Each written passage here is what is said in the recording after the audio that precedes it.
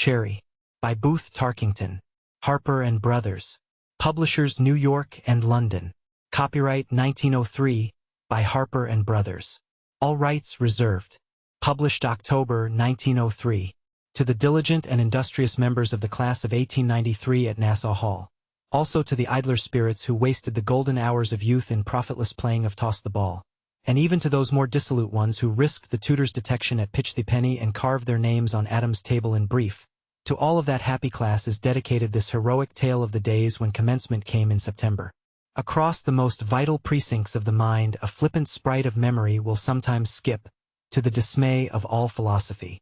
So it was with me no longer ago than last night. For, as I sat engaged in the composition of a treatise upon a subject worthy of the profoundest concentration, there suddenly fluttered before my mental eye some cherry-colored ribbons. And, quite inexplicably, at the same time, it became clear to me that the most charming morning of my life was that sunshiny one, in 1762, when Miss Sylvia Gray and I went walking. It may be there are some who will declare that an aging person would do better to get forward with his treatise than to waste the treasure of his talent upon a narrative of the follies of youth. But this I refute. The flicker of cherry color having caused my pen to wander and me to have dreams all night. I never dream. What better than to seek relief by setting down the bewildering circumstances connected with the ribbons? Let me say that I have found through many experiences that writing out a thing works to lighten the burden of it, as a full-worded person must be bled of his words, or they coagulate within him and choke the veins of his mind, a condition which, in my younger days, was often near bringing me to the very italics of suffering. Very early on the sunshiny morning to which allusion has been made, I found Miss Sylvia at her gate, waiting to take the walk she had promised me. It was then, even before we set out, that I noticed the ribbons she wore that day. The fact that I remember a detail of this insignificance so great a number of years after is the more uncommon because I do not think that at the time I particularly noticed the ribbons, my mind being occupied with considerations of the lady's mental and moral attributes. However, it may not be gainsaid that this twinkling of bright colors seemed to me most befitting her appearance.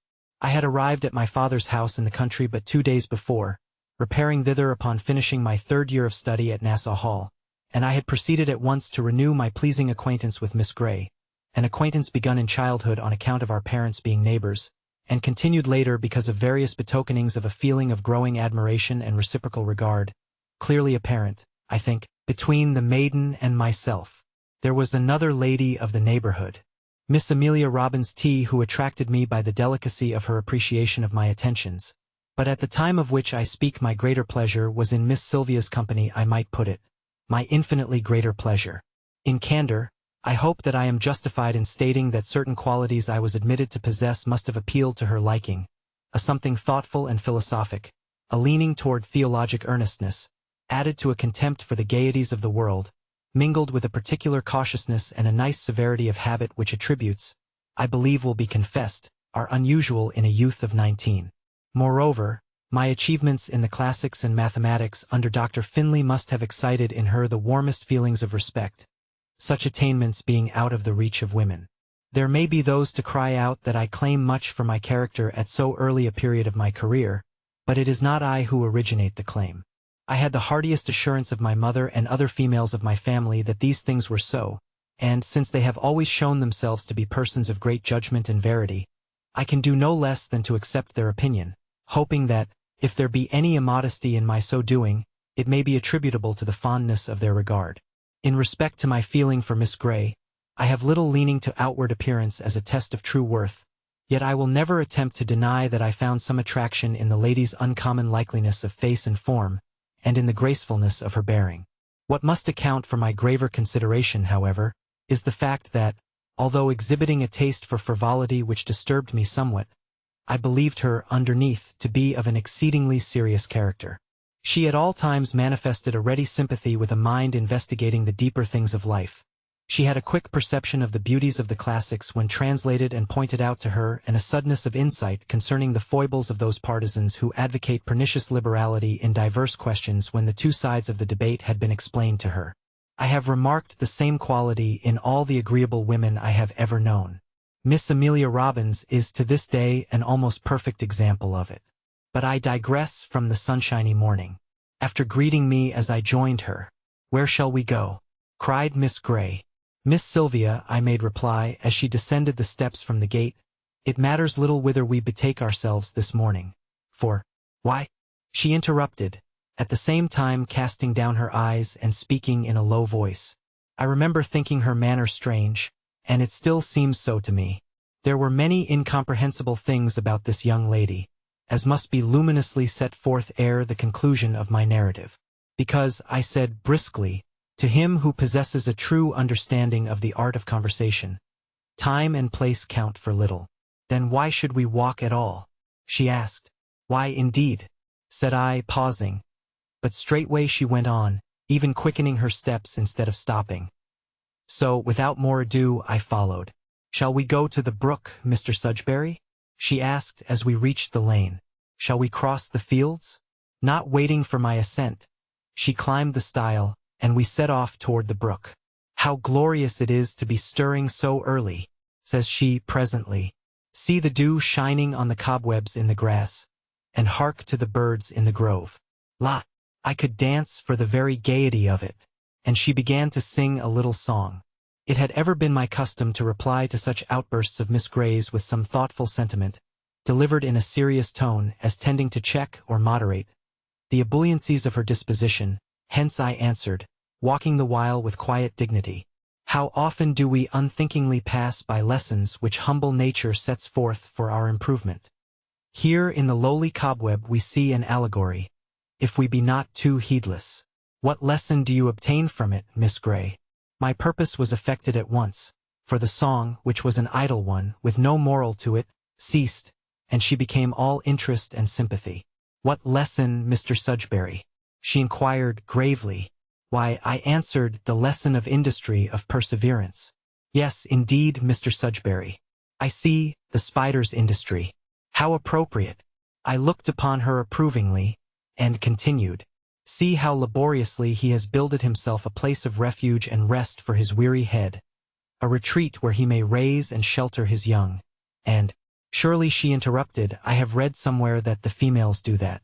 Quite confounded for the moment, I walked on in silence, whereupon she began to sing again.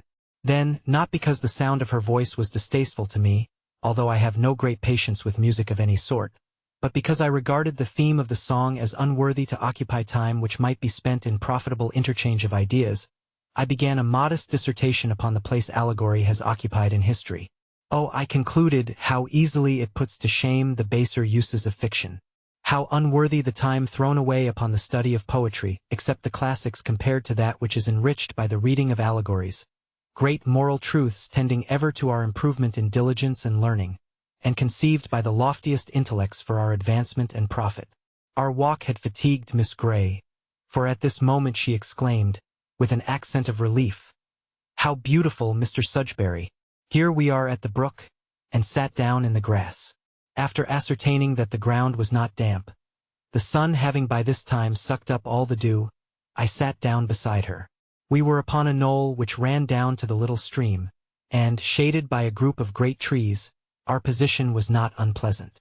The spot was remote from the customary haunts of the youth of the neighborhood, a fact upon which I considered us both subject for felicitation, the more so because we appeared to have escaped the attendance of an intolerable fellow, William Fentress, who was everlastingly lolling at or near the Grays' domicile.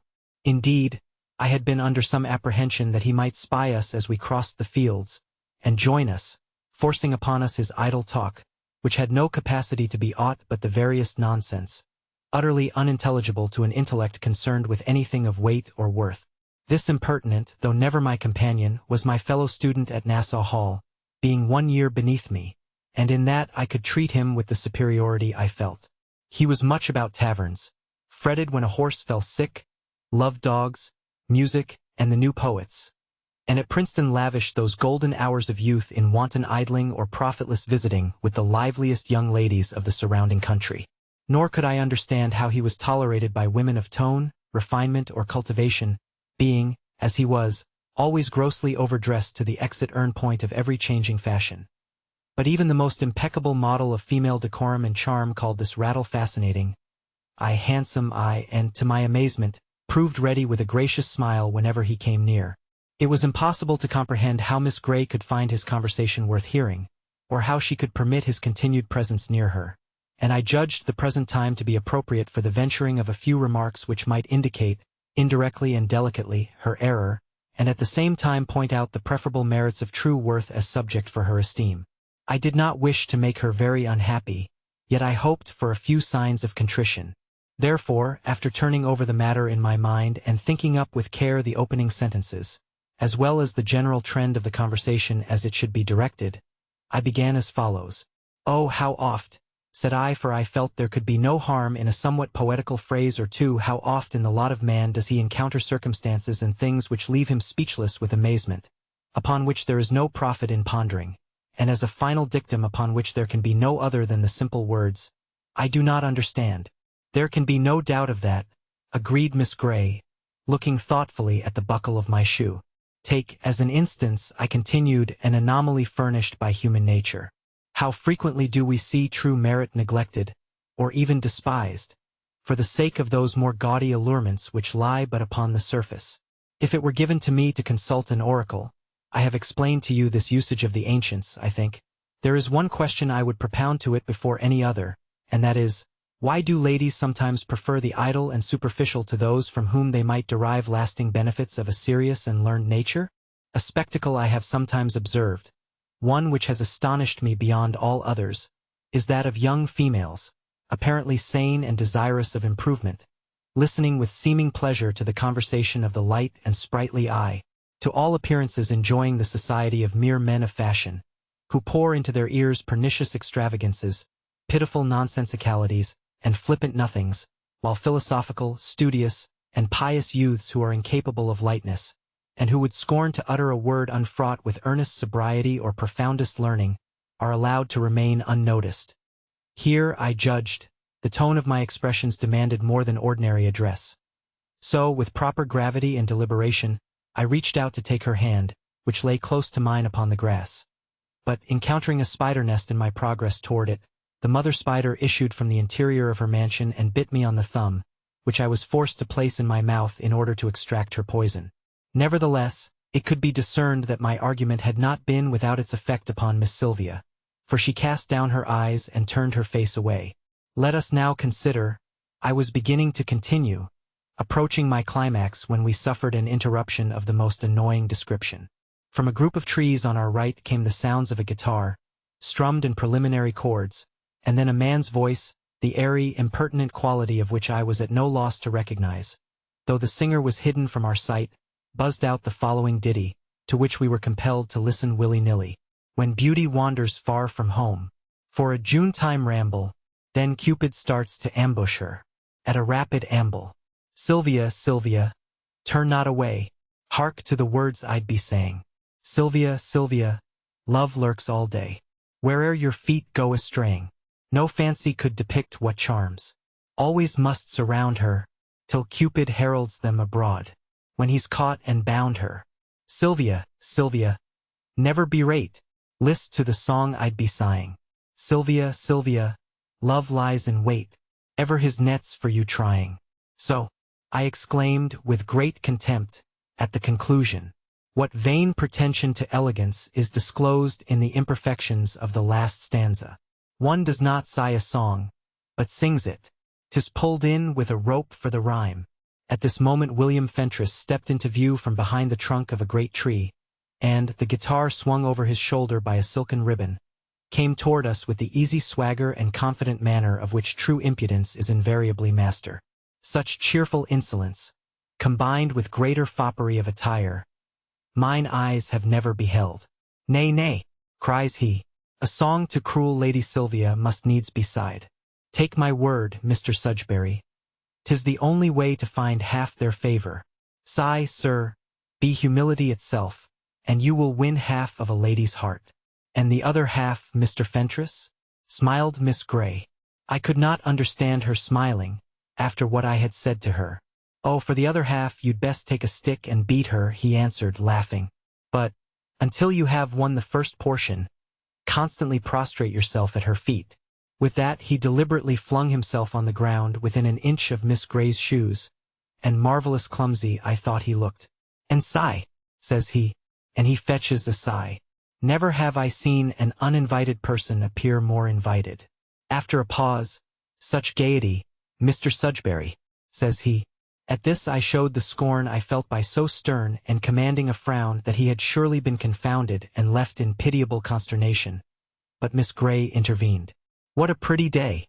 she instantly exclaimed. Indeed, I was replying, "It." I achieved only so far when the impudent varlet took the words out of my mouth, as though the lady's remark were addressed to him. "A morning of the gods," he cried. "A perfect day, no sweeter ever dawned. Pearls and emeralds underfoot, amethystine clouds on sapphire overhead, a jewel of a day. What wonder nymphs stroll abroad? I leave it to Mr. Sudbury if a woman is a woman on such a morning. The poorest of the sex becomes a divinity in these airs. And what does the fairest appear with a look at Miss Grey which methought must have near made her buffet him, when the meanest of her sisters is so transfigured? Queen Titania herself. Faith! In that case, sir, I said loftily, she has small use for flatterers and idlers. Here Miss Grey rose in haste, and announced that she must be returning, as the sun would soon be too warm for pleasure on the homeward stroll.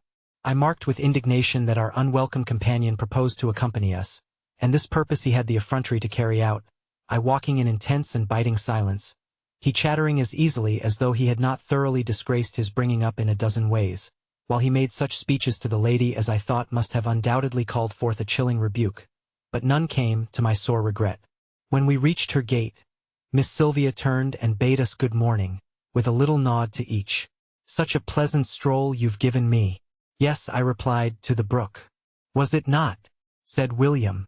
"I was but a little way behind you. The walk from the brook has been too warm for you, Mr. Sudbury? We must go again." "We?" I exclaimed. "We? Good morning, gentlemen," cried Miss Grey, and she ran into the house. Love. The events I have described may be accepted as a sample of what took place throughout the summer. Time and again, I would no sooner have Miss Grey's company to myself and open an instructive conversation, or begin the deduction of some truth for her benefit, than that graceless fellow would pop up and hurl his nonsensicalities upon us. Nor can it be denied that he often succeeded in cutting me off from her attention almost entirely by drawing her away into obscure recesses, when I seldom failed to be thrown into the society of her father, a stout, dull old gentleman, who appeared to have no more profit or capacity for improvement in him than a pulpy oyster. Nothing could have been clearer than that Mr. Fentress's assiduities often annoyed Miss Sylvia, but he never would have believed it, so conceited is impudence, so secure in its own fastness. Even a well-merited rebuke which he had from her failed to shake him. Tossing up her head at some brazen love-making, he made love to her under my very eyes. She turned pointedly to me one evening, while I was endeavoring to converse with old Mr. Grey, and said, "Please talk to me in an improving way, Mr. Sudbury. No, Mr. Fentress, I prefer listening to something profound.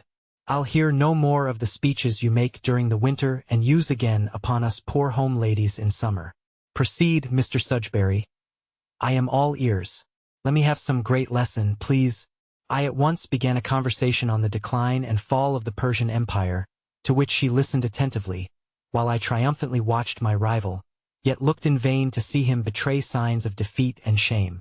Had I suffered the public rebuke which he had so well merited and received, I should have hung my head and left the place, but he was without the power to perceive his own downfall. Evening after evening, on repairing to Miss Grey's, I found him already there always before me, even when I arrived hours before sunset.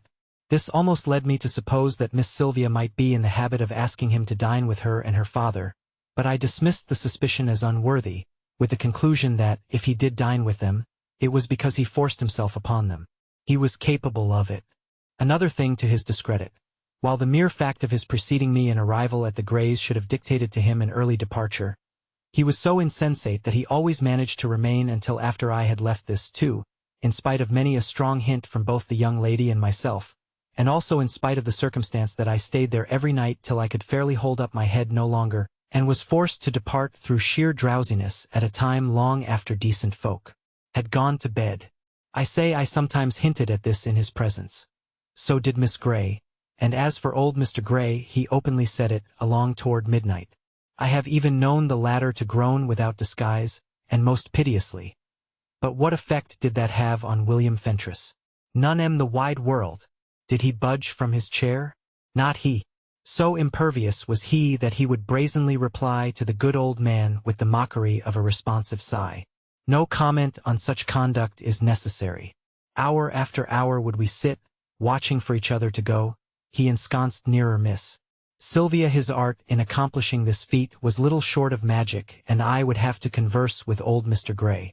I often raised my voice in order that the lady might have the benefit of my remarks, but at such times Fentress would break into peals of laughter over some private witticism of his own, I made sure, and my effect would be lost. Often I thought I should die of the effort of talking to that dull old man. When I would come to a climax in my discourse and, striking the main question of a theme, thus perhaps putting it and what, then, seek fast this all-pervading error of the ancients. I would give, of course, the proper rhetorical pause, intending to proceed at once. But invariably old Mr. Gray would appear to think I had finished the subject, and immediately interject some such remark as, "The north field is looking very well for oats." Can any intelligent mind require me to enlarge upon the mere statement that the introduction of such observations into the heart of a discussion leaves its logical continuance well nigh impossible, and must ever be the occasion of acute distress to any earnest expounder? Mr. Fentress continued to take tip so much of Miss Sylvia's time that perhaps I might have been brought at last to suspect it was by her connivance except for some expressions of hers which fell to my knowledge by a happy chance. The evening before the occurrence I mention, I had made, to Mr. Gray, a long and able defense of infant damnation, tracing the doctrine and quoting many commentators with laborious exactitude. Now, I would not have it thought that my efforts went always in vain, or were expended entirely without result upon my constant listener. Nay, the influence I came gradually to exert over him is another proof to me that determined perseverance cannot go unrewarded. May I confess it was not without a degree of pleasure that, as time went on, I perceived my conversation producing, little by little, a stronger and stronger effect upon Miss Sylvia's father? I have known him to be so moved by my modest flights that, at the end, he would reply thickly, even, I may say, with a broken utterance. What suitor, let me ask, is not glad of a power obtained over the near relatives of the admired one? And was not my pride pardonable for this achievement, which, as the sequel shows, I had performed entirely by means of my own unaided conversation? Therefore, I shall make no apology for recording my triumphs in that direction. This evening Mr. Gray appeared somewhat restless during my argument, but the peroration fixed him in his chair as immovable as if I had pinned him to it with a knife. I made sure that I had thoroughly convinced him, and was confirmed in this impression when he rose and explained, with a curious incoherency in his voice, that he must consult some of the authorities in his library. But he did not return, though I waited a considerable time. The following afternoon I was riding along a quiet lane, with the reins on old Jeremiah's neck, and perusing a work of merit, when, glancing up, I chanced upon the pleasant discovery of two mounted figures some distance ahead of me, which I recognized as those of Miss Gray and her father. I clapped my book in my pocket and quickened my nag's gait to overtake them, but as I drew near I perceived they had not noticed my approach, the dust being thick and muffling the hoofbeats. So I pulled in, meaning to come upon them unexpectedly and give them a pleasant surprise. Thus, by chance, I happened to overhear part of their conversation. Mr. Gray appeared to be laboring under no little excitement, flinging his arms about in the most vigorous gestures. It was a warm afternoon, and that part of the back of his neck unprotected by his queue was quite purple. "Saints and martyrs," I cries the profane old man with singular vehemence. "I'll bear it no longer. I will not. Do you want to see your old father in a madhouse? For the sake of my white hairs tell that fool to go away and stay there." At this my heart beat high with happiness. Aha! Thinks I was right. My work has not gone in vain. Mr. Gray is on my side. Now, Master Will, I wish you had been here to hear her father's opinion of you. It was not difficult to see that Miss Sylvia was amused. "Stop your laughing," the old gentleman bawled, violently. "It's no laughing matter. I've fallen off 3 stone this summer, and I'd rather take the plague than go through it again. You've got to let me talk to Fentress." So, thought I, my respect for Mr. Gray vastly increased. Master Will is not to bother me much longer. This good old man will send him about his business a humming. Why do you let him come? the old gentleman asked angrily. To amuse you, father dear, responded the daughter, roguishly. Amuse me? I feared Mr. Gray would burst his coat seams. If you are going to have the other, why— Here, with joy, I saw the fair one bend her head in maiden modesty, while her voice fell so low I scarce could hear the words she said. Her posture, graceful and coy, bespoke a sudden shyness, as tender as it was, in her, unexpected an attitude of revelation which, I confess, caused a thrill, a warmth of satisfaction to pass through my veins. I admit, additionally, that for some inexplicable reason both the thrill and the satisfaction were irrationally increased by the manner in which, as she began to blush exceedingly, the wave of her hair, falling from her brow, shone against the gentle crimson of that brow and of her cheek. She turned her downcast eyes away from her father, so that her profile was toward me. Then she lifted her face and her glance, and spoke to the air, it seemed. Do I need to say it? There is only one in the whole world that She paused. I would listen no more to a confession so much to my advantage, and therefore, coughing loudly, I gave my nag a flick and rode up beside them. Judge the pleasure of my feelings when I saw that my arrival threw the object of my affections into the most delightful, the most overwhelming confusion. At the same time, good Mr. Gray, in his surprise, welcomed me with broken monosyllables and cries of pleased amazement. It must be plain to all that it now remained for me to choose when I should put the question. Secure in her father's approval, aware of my place in her own good graces, and knowing their joint condemnation of my rival, I was privileged to laugh in my sleeve after this, when the unconscious Fentress would talk all evening to Miss Gray, leaving me to address myself diligently to her good father. At this period I had fears that all was not well with Mr. Gray's constitution, and I believed that he was having business troubles, for he sometimes suffered spells of terrible depression. Also his complexion took on a sickly, pallid hue unusual and sinister in a fall-blooded person.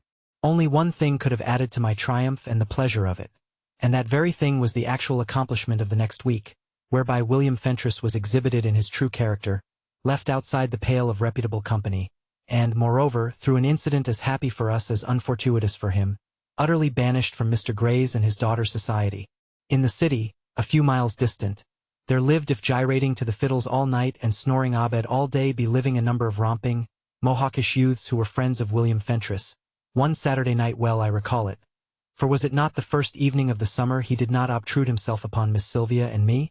Will repaired to town for a banquet given by these roysters. Now, emerging from their feast, befuddled and enervated by the noxious fumes of their potations, the party rioted confusedly over the place till the watch was summoned. The young men were surrounded, and, in the state of enfeeblement which had befallen them, easily captured and conveyed to the lockup. Such exploits, vicious as they should always be considered, were too commonly overlooked in those days. But our community was, for the greater part, a proper, serious disciplinarian one.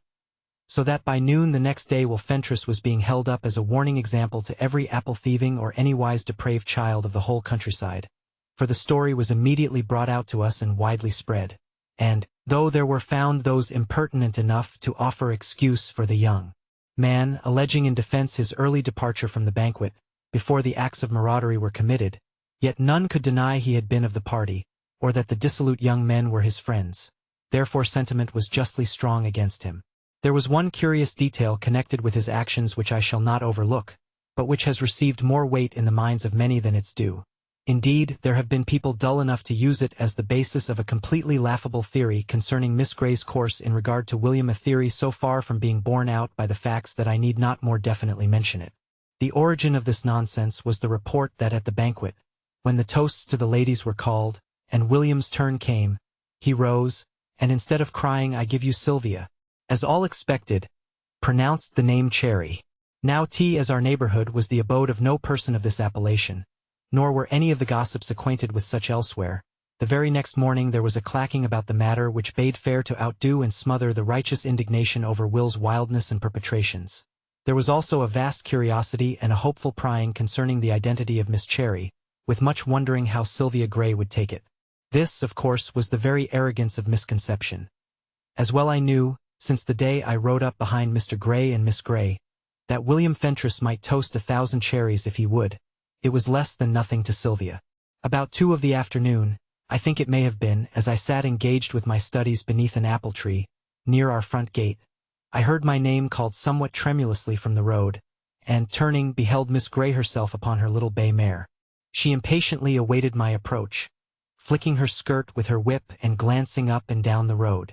I could not fail to perceive her very visible agitation, nor did I find the expression of her emotions unbecoming. Her eyes, now veiled as she followed the flickings of her whiplash, now turning away from me, then toward me, but never directly meeting mine, were of a troubled brightness. Her breath came quick. Her face was overspread with a high color. Her whole attitude betokened excited determination. "Saddle your horse, Mr. Sudbury," says she. "I wish you to ride with me, if you please." Then well I understood that flushing brow, that heaving bosom, that tumultuous yet decided glance. Having cognizance of the condition of her affections, here was no trying riddle to read. I was convinced that she was as ladylike and proper a maiden as breathed, and who could have conceived more readily than I that conflict with pride, ere she allowed herself to come seeking a gentleman's society, instead of waiting at home for his invitations? When I stood beside her, she looked over my head for a moment, with a great sweetness, before speaking. "I was engaged to walk at this whore with Mr. Fentress. I prefer to ride with you," she finished, faltering tenderly, "that is, if you wish." At this point I came near making a declaration of my purposes regarding her future. However, I had already given the question a searching consideration, deciding not to speak until the Christmas holidays, and my wisdom now held me silent. For a betrothal, at the present time, entailing a reciprocal correspondence when I returned to Nassau Hall, would have interfered with my studies during the following term, which was the crucial one of the whole course. In truth, had I not thus with a stern hand regulated my conduit, I might have lost the Latin prize, the apex and climax of my career as a student. I replied to Miss Sylvia's request cautiously, making reference to my scholarly tasks for the afternoon with a regretful glance at my books, as I judged it expedient in dealing with a woman, plainly to exhibit the sacrifices made for her. Yet, practicing a subtlety at once innocent and dexterous, I gave her at the same time to understand that I was far from unwilling to fall in with her invitation. In less than half an hour we were jogging side by side along the road, she leaning toward me from her saddle with the most blushing and flattering attention to my discourse. Never had man a more perfect listener than I that afternoon. Her orbs of vision, exponents of the enrapt mind, were fixed upon the distance. In them dwelt a profound glow which gratified me exceedingly, and the people whom we met turned and stared after us as we went by. This also was a source of pleasure. But nothing touched me to such extreme delight that day as the first sight of Will Fentress's face when he saw us riding up the road together. The human intellect! One fine evening near the close of the following week, Mr. Grey, Miss Sylvia, and I sat upon the veranda in sympathetic converse, when whom should we behold, walking toward us from the gate in the clear moonlight, but old Vawter Fentress, Will's ankle and guardian. Vawter Fentress was a loose, apple-cheeked old man, full of horse jests, a shame to his years. You could not pass his house any day in good weather but to see him, always dressed in a green coat and velvet cap, romping among his dogs, or mayhap seated on the rim of the horse trough, smoking a long pipe, an admiring semicircle of stable boys and farm servants listening to heaven knows what kind of tales from his undignified lips. He would exchange quips in loud shouts with every passer-by of his acquaintance, never leaving off as long as both remained in hearing, so that the sober-minded were forced to make long, painful detours to avoid his house. However, the dullest might have remarked that it was with no jocular intent he had ventured tonight's visit. His heavy face was troubled and anxious, while ever and anon he kicked at some of the hounds that had followed him. I observed Miss Sylvia's demeanor with commendation and approval. She rose as if to greet the visitor, but, vouchsafing only a word, held herself haughtily, and, returning Vawter's salutations with a proud bearing, showed him a chair by Mr. Grey. "Nay," says he, "I'll not sit, thank you. I am here on an errand to you, Miss Sylvia," and he came to a halt, as though hoping she might offer to speak with him in private. Therein disappointment was his meed, for she, at once taking on a patient languor, looked over his head with the air of one kept waiting for a very indifferent pleasure. At this he showed considerable discomfort, knowing not how to continue. "Well," he observed, presently, "it is a fine night. I just thought I would come by this way." There was no reply, and after a silence of some duration he wiped his face several times with his kerchief, and repeated in a low voice, "I just thought I would come by this way." Then he kicked a couple of his dogs down the steps, apologizing for their presence, as nothing could withhold them from following him wherever he went. That done, he stood muttering that it was a fine night, until one of the dogs again obtruded himself upon the steps, whereat his master turned and booted him clean over another dog. This seemed of great benefit to Mr. Fentress. "Hey," he shouted, his tongue suddenly loosened. "Am I to stand here like a frozen ninny, and have even the manners of my own dogs disgrace me? Will you tell me," he continued, turning upon Mr. Gray, with an expression amazingly choleric, "what it is you have against my boy?" "Him!" exclaimed Mr. Gray. "What have I done against him? Will's a good lad," cried Vawter, "as good and well-behaved as any living yet here.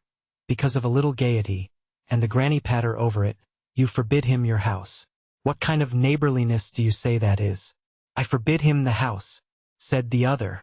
"I had nothing to do with it. Why, it is common talk all over the place that he was forbidden to come here, that you disapproved his courses, that—" "I tell you, sir," interrupted Mr. Gray, "I did not forbid him. I had not." But Vawter, in his turn, took the words out of his neighbor's mouth. "Well, heaven pardon you. Lord a mercy, isn't it the common gossip? Will himself could not deny it when I put it to him flat. 'Twas the very day after that supper doings in town. Will was to walk with Miss Sylvia here. She had promised him, but instead of keeping her word with him, she came riding by with Sudbury, just as poor Will came out of your gate, having found her away. Weren't there no others that saw it? Don't tell me.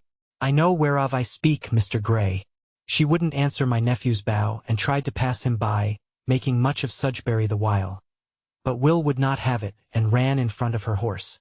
She bade him clear the path, and, upon his begging some explanation, told him shrewishly that he had friends in town he'd best return to, that neither she nor you desired more of his company. He was too gay a gentleman, she said, and she gave him the message from you that he was forbid the house, that he was forbid the house. Wasn't that your message?" "Hey, sir, if you call that—" Now, Mr. Gray cut in. "'Twas only at Sylvia's bidding. She had the tale that Will was in disgrace, and she desired my authority. It may be true I sent some such message, since she wished it, but—" "Well, what d'ye call that?" said Vawter. "If that ain't forbidding a man your house. 'Tis easy to see," Mr. Gray observed plaintively, "that you have no daughter." "But I have a nephew." Mr. Gray lifted his hands in a feeble gesture of protest. "I give it up," he murmured. "I can't make head nor tail of it.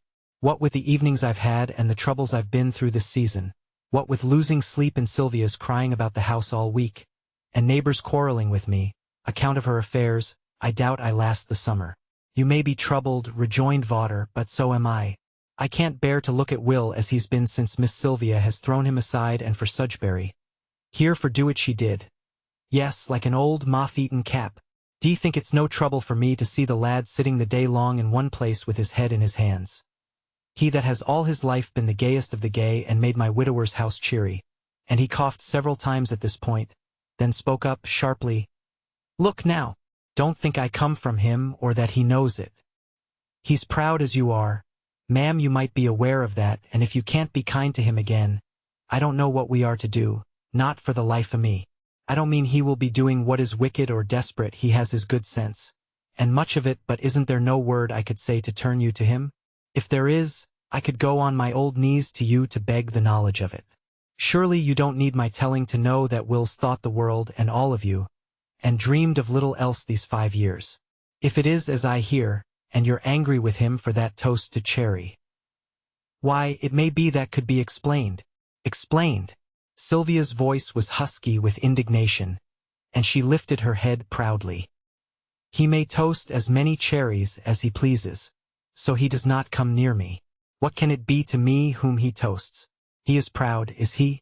Well, sir, you may tell him that I am too proud myself to allow young men to be the associates of Mohawks and heaven knows whom, in town, and then seek company in me. He will not sit with his head in his hands long. Never you fear for that, sir. 'Twill be a mighty little time till he finds consolation in his cherries, and they will not be too proud, you will see. Ladies whose names he was free to mention in that society. Proud. 'Tis my one satisfaction. Tell him, that he is or pretends to be, since it keeps him out of my sight. Now I ask all the world, what completer proof was ever offered that a woman cared nothing for a particular man than this speech of Sylvia's, openly and voluntarily setting forth that Will Fentress was not, and never could be, the weight of her little finger to her? Also, observe that Mr. Gray spoke of her weeping much of late. Though I had not seen her weep, I knew she had been dismal enough, and so had I myself at times. I confess it. The end of my holiday was fast approaching, and with it a separation of months was coming upon us. What wonder that I sighed sometimes, what wonder that she wept. When she had said her say to Vawter, she turned haughtily and swept away to the other end of the veranda, where she remained, lost in her reflections. It appeared to me befitting and proper that a few words be hereupon addressed to Mr. Fentress. Advancing, therefore, to where he stood gasping with astonishment on the steps, I extended the first finger of my right hand toward him in dignified reproof, and exclaimed, "Oh, sir, fie!" An expression of the most astounding and immoderate rage suddenly overspread his features. "Well, upon my soul and vitals," he burst forth, "if it's come to this, I'll—" But I cut him off sharply and allowed him not one syllable more. "Aye, sir," I cried, loudly. "I repeat, fie, fie, and be ashamed. Compose yourself to a more respectable frame of mind, and your visage to a seemlier aspect, while I expound your own case for your benefit and good.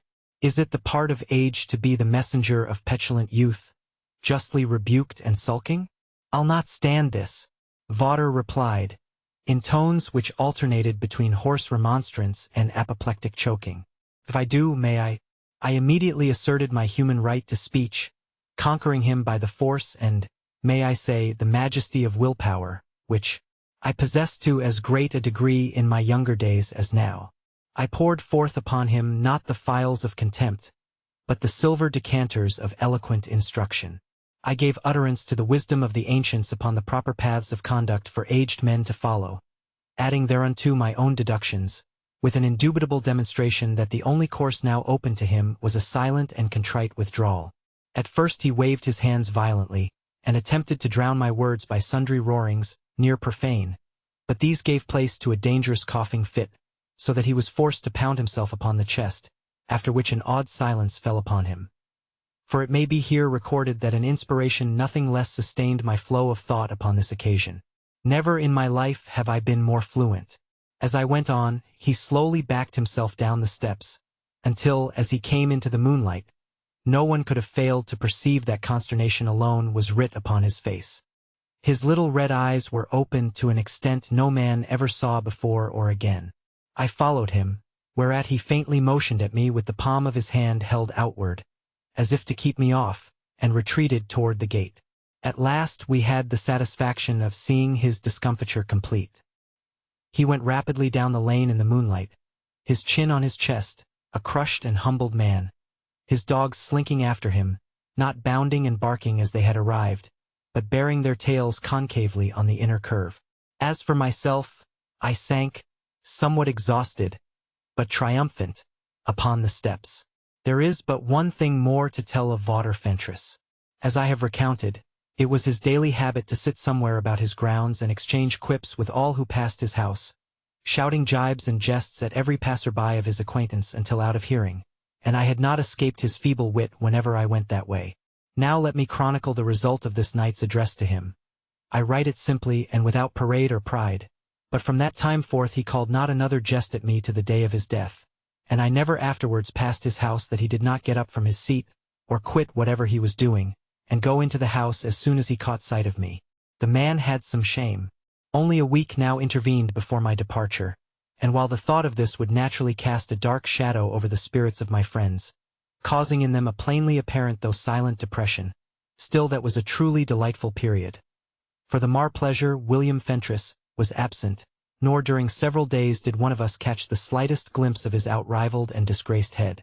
Each evening, at earliest dusk, I repaired to the house of my mistress, cogitating and formulating by the way, so that the time, though pleasant, should be spent in improvement and to the profit of all three of us, for Mr. Gray still made one of our little party.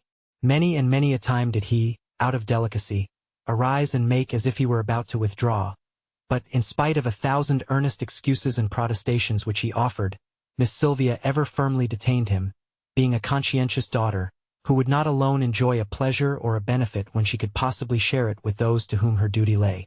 On that account I still directed toward the old man a great part of my conversation. To do otherwise, I maintain, would have been a graceless act. He had been my nightly companion and constant listener throughout the whole season. Should I desert him now? Such a treachery it was not in my nature to conceive. Miss Sylvia, as I have indicated, was possessed by a melancholy which grew deeper each day, betrayed by the saddening of her features, those sorrowful images of her emotions. But as for myself, one was conscious of a warmish tingle of excitement. The highest spirits followed my triumph. Seldom, indeed, have I been more joyously inclined, and at any time could I have talked till daylight. This pleasurable agitation took the place of rest, and thus, feeling no need of sleep, I was enabled to make my calls at the Greys extend far into the night.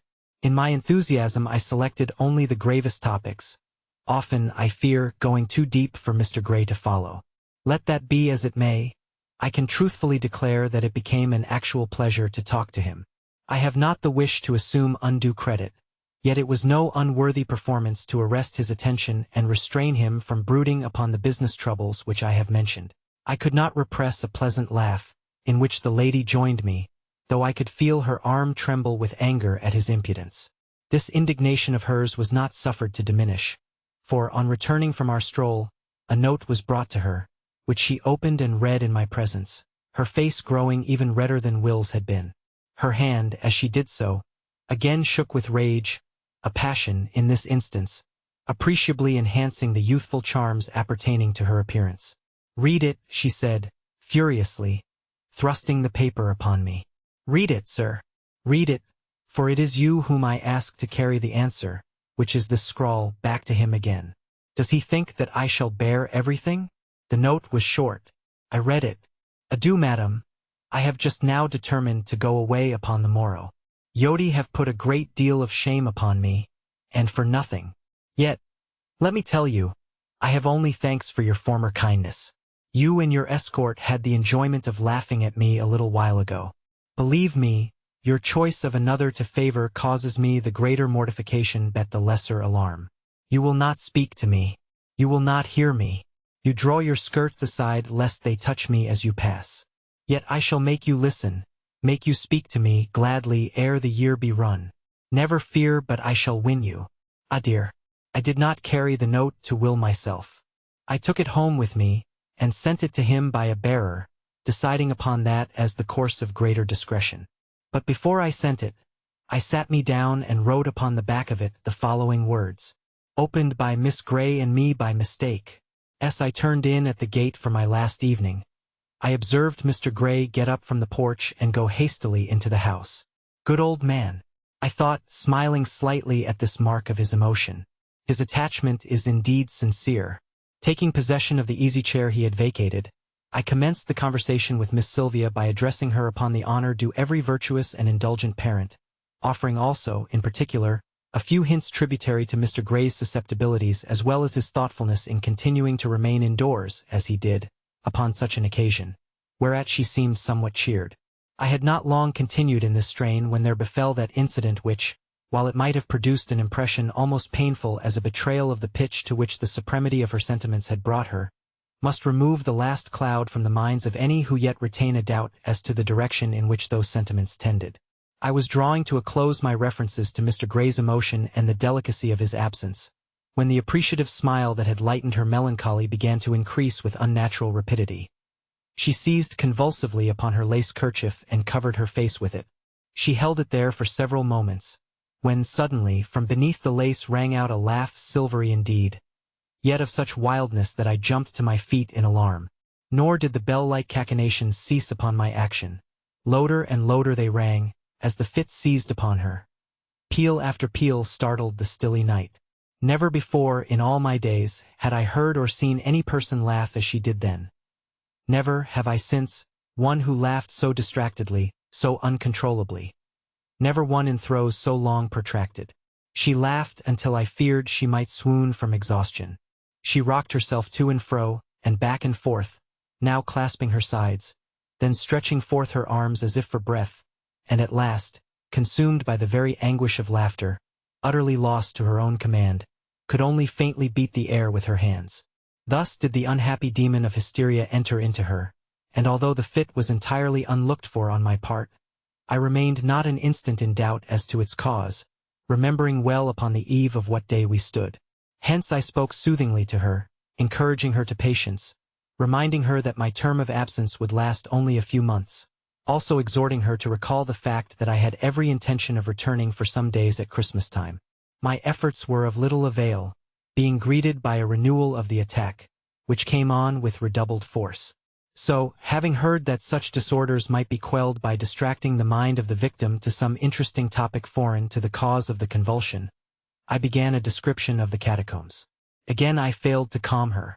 She cried out some words too indistinct for interpretation, but by her pitiful gesticulations I made out that she desired me to speak no farther upon either subject, and to leave her for a time, while she endeavored to compose herself.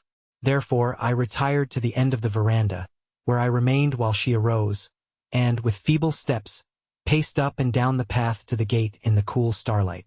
Ever and anon the symptoms of her malady broke out afresh, but the outbursts recurred with less and less violence, until, after the lapse of half an hour, or thereabouts, she was enabled to rejoin me. She offered some embarrassed apologies, but I spared her maidenly confusion by ordering my bearing as if nothing unusual had occurred, promptly resuming the description of the catacombs where I had left off. This I followed with one of those disquisitions formerly made for Mr. Gray, one which the follies of Fentress had prevented her from hearing, and it was not long before she was completely restored, and her features resumed their previous aspect of distress.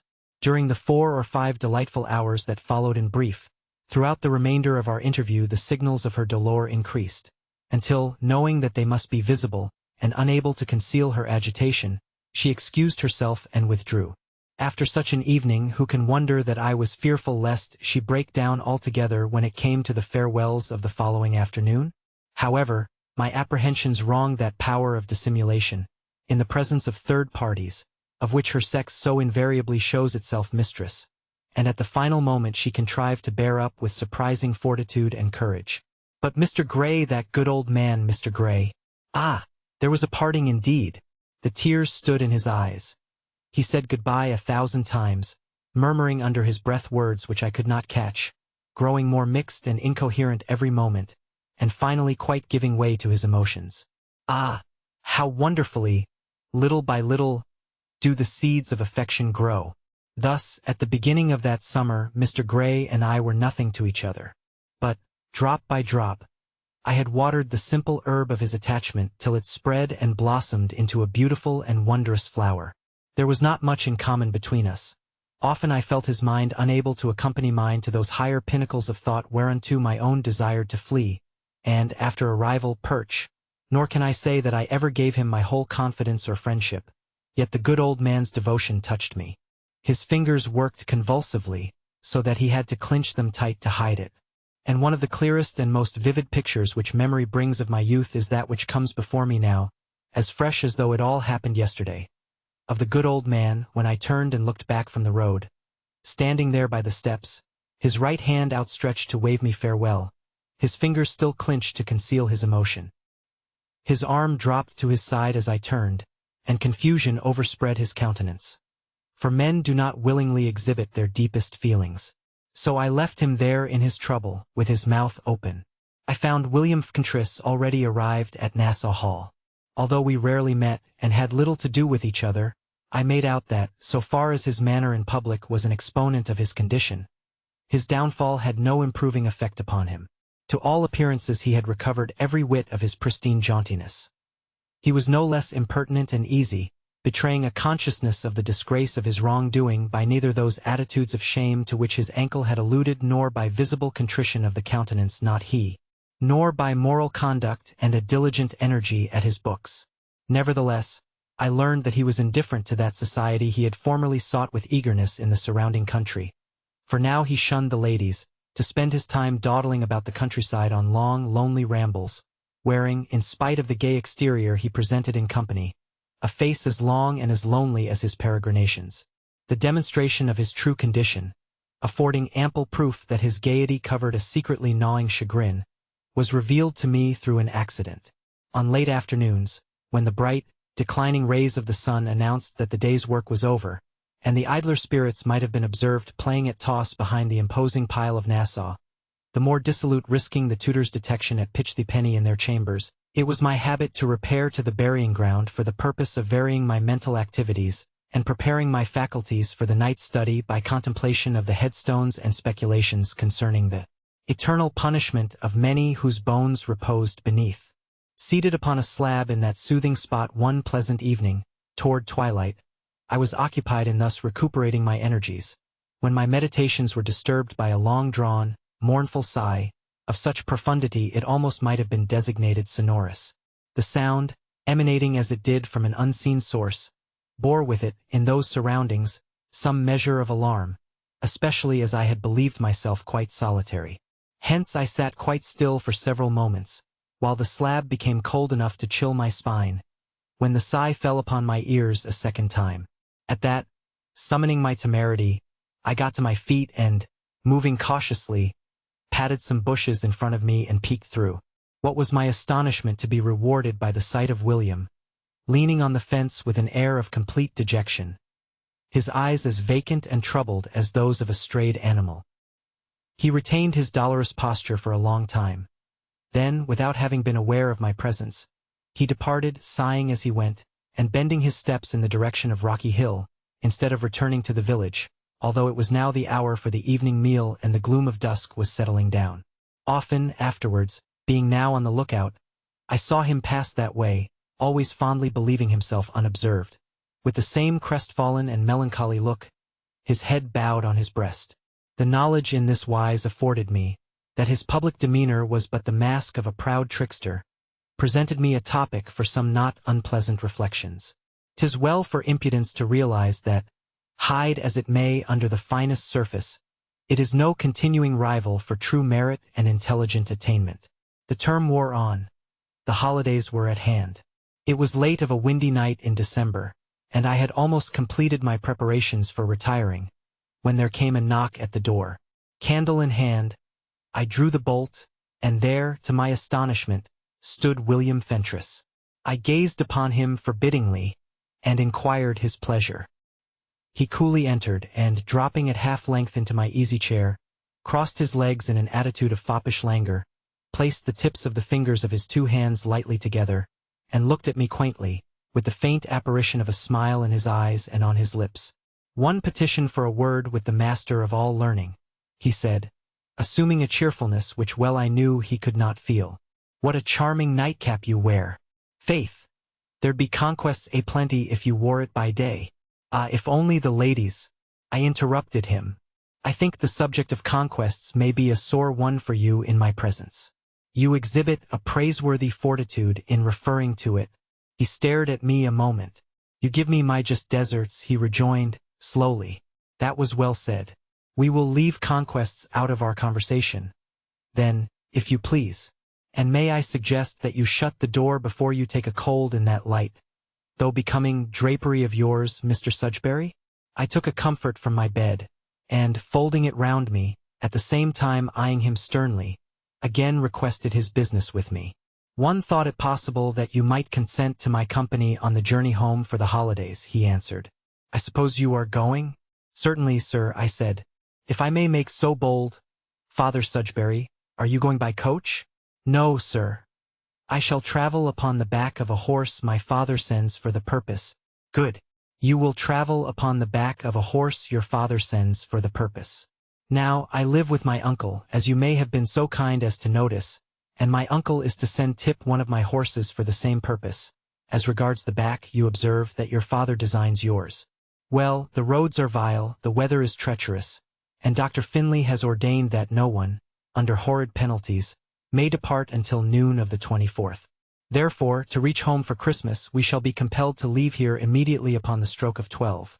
And, the roads and weather being what they are, we stand a chance of riding late into the night, or even of being detained at some wayside tavern until morning. In this or any case, I offer you my poor company. And also," he continued, with a twinkling glance at me, We might encounter some gentlemen who would be glad to relieve us of our purses, mayhap cut our invaluable throats. We should add to our safety by making the trip together. Do you think you could bear with me for the dozen hours or so? I turned the proposition over in my mind, all my inclinations naturally urging me to return a peremptory and decided refusal. On the other hand, I shrank from the contemplation of the journey, short though it was, in winter, without the assurance of company. And it should be borne in mind that Will and I were the only students who would be going that way. The thought of meeting rough fellows was exceedingly discomforting, the vision of a night attack in the lonely wastes presenting itself to me with horror, while my companion's easy reference to a throat-cutting sent the very chills to my vitals. I debated the matter carefully, but the considerations I have mentioned finally determined me to close with the offer, though with much reluctance, and I so informed him. "Splendid! Splendid!" cries he, waving his hand to me. "Splendid, Mr. Sudbury. Have your saddlebags packed and your nag waiting by noon of the 24th, and then, faith, sola, for home." His gaiety sprang up suddenly, then as suddenly fell and passed out of him, so that in the same instant he turned a white, tired face upon me, one much older than he had worn in June. He went to the door, bidding me good night in a melancholy voice. "Sleep without dreams, Mr. Sudbury. Pray for me. Nymph at thine orisons remember good night, sir." It was long before I slept that night, not only because William Fentress's remarks had aroused an uneasiness and fear of misadventure by the way, which insisted upon recurring to my wakeful intellect, loath as I was to dwell upon such a subject, but I feared I had been hasty in my decision, and I was much disturbed to think that I might be seen, perchance by folk from our parts, with this wild, reputationless fellow for my companion. There was one contingency which I deemed too remote to cause me any anxiety. Mr. Gray and his daughter were in New York, and meant to return as my advices from home let me know the day before Christmas. William and I should be several hours ahead of them, and our chance of meeting was so exceedingly slight that, though I had no mind the Grays should see me riding in such company, I dismissed the possibility from my meditations. I resolved, moreover, that when we came into our own neighborhood I would make some excuse to drop behind and ride separately, and I hoped that whoever might see us together would put the best construction on my conduct, and judge that I accompanied the prodigal in the hope of improving his courses and directing the irregular channels of his mind. I was the more tranquil because of my assurance that William had no inkling of the information I possessed, that is, of the present whereabouts and intended journey of Mr. Gray and Miss Sylvia. My own family wrote me that it had come to them by accident, and, since the night of Vawter's visit, there had been no communication between the households of Fentress and Gray. Mr. Gray had gone off suddenly to New York on an errand of business, taking his daughter with him, and setting his return for Christmas Eve. Deliberating upon these and other matters, and repeating to myself fragments connected with the morrow's scholarly duties, I finally closed mine eyes in profound slumber. Promptly at noon of the 24th I was cantering down Nassau Street on the Good Jeremiah, and looking about for William Fentress, who was nowhere to be seen. I may state here that my observation seldom has been in fault, and I have often remarked that those who most emphatically impress upon others the necessity for promptitude are most apt themselves to be dilatory. I was internally commenting on this fact with appropriate severity, when I caught sight of Dr. and Mrs. Finley coming up the street, and beside them, chatting merrily, William Fentress, clad, with his usual worldliness, in a long white greatcoat, open at the throat to show a heavy fall of lace. Beholding me, he waved his hat, and, turning to Mrs. Finley, kissed her hand in farewell with all the outlandish airs of a man of fashion. Nevertheless, the doctor only laughed. Will mounted a large, black horse, held in waiting at the corner, and, sending a loud view-halloo ringing on the winter air, set his steed in motion to join me. So we presently left the village at a lively gait. Once out on the country road, however, we were forced to pull into a mild canter, and by the time we crossed Stony Brook settled down to a dull jog-trot. The day was frosty, the sky overcast. Rain had fallen all the previous night, but a chill wind, springing up and whistling about our ears uncomfortably, stiffened the mud to that intolerable heaviness through which rapid progress is impossible for the stoutest beast. Presently a thin, damp snow began to fall, and I thought the prospect of reaching our destination that evening blank indeed. Certainly we should be upon the road till after nightfall. These considerations had little effect upon the liveliness of my companion, which had come tip in him extraordinarily. He seemed to be in the most cheerful spirits, caroling and singing, and hailing everybody we met with some frivolity or nonsense in regard to Christmas cheer, and especially was this the case when the person happened to be a carter or farmer with a rosy-cheeked lass alongside. At such times William would never leave off calling out compliments till they were fairly out of hearing, while I, inexpressibly mortified, would muffle my face in the cape of my greatcoat, hoping to escape identification. At the very start I had a feeling, nay, a strong presentiment that this reckless fellow would disgrace me permanently ere our journey were done, and my impression grew stronger at the tavern in Trenton, where we were forced to stop to warm our numbed limbs, and where I overheard him commanding hot toddy for all the loungers of the bar, and immediately after, leading the stentorian chorus of a wassail song which made me shudder to the bone. As if that were not enough, after having wasted half an hour in such a fashion, when we once more set off on our way, a score or more of disreputable, red-nosed idlers paraded out in front of the tavern and cheered us, to my supreme embarrassment. Simultaneously, my companion publicly chucked a young maid under the chin.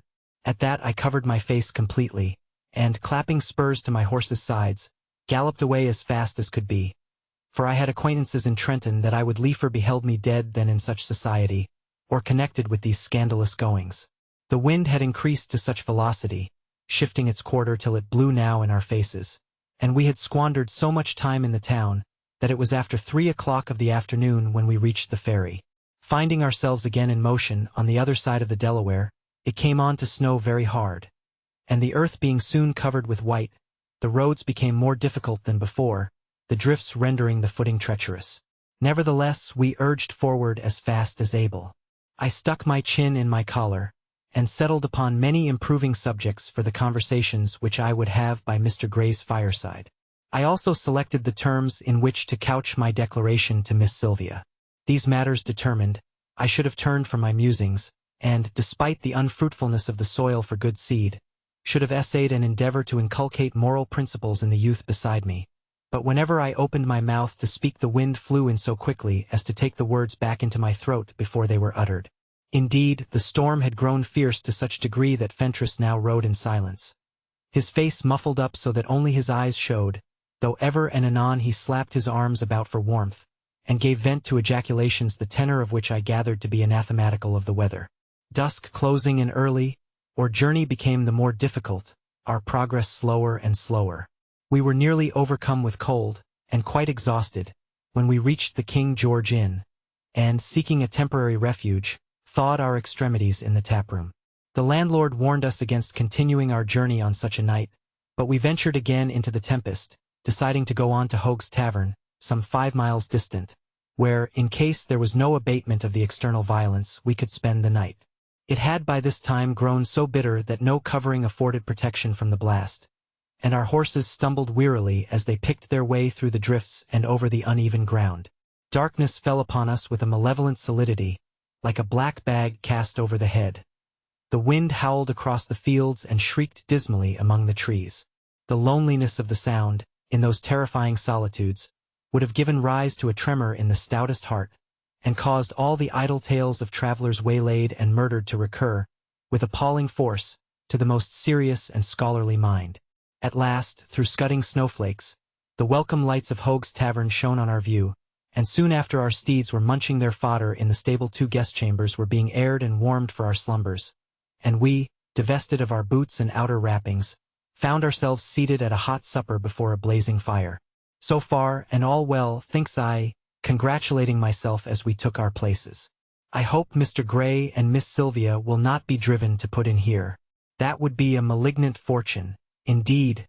Faith, Mr. Sudbury, it was a wicked wind, cried Fentress, hitching his chair closer to the table.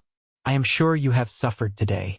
'Tis the first time I can recall ever being in your company when you did not beguile each minute with instructive discourse, and it would have brought tears to Mr. Gray's eyes to see you speechless so long. No doubt we shall make up for lost time this evening. He fell to at the viands with a vivacious appetite, and, I confess, I followed his example. Nevertheless, though hungry, I did not confine myself to the satisfaction of purely physical wants, but seized upon the occasion to reprove my VTSAWS for speaking of what was useful and instructive as mere beguilement, and continued by pointing out at length the superior usages that conversation should be put to, far above any mere passing of the time. We had almost finished our repast, and I was bringing my remarks to a summing up, when we were interrupted by the arrival of a traveler, who, like ourselves, had been forced to seek shelter from the blast and abandon all hope of continuing his journey till the morrow. This was a ruddy little man of 65 or so, covered with snow from head to foot. He flung his saddlebags in a corner, shaking off the snow with a great fuss and stamping of his jackboots.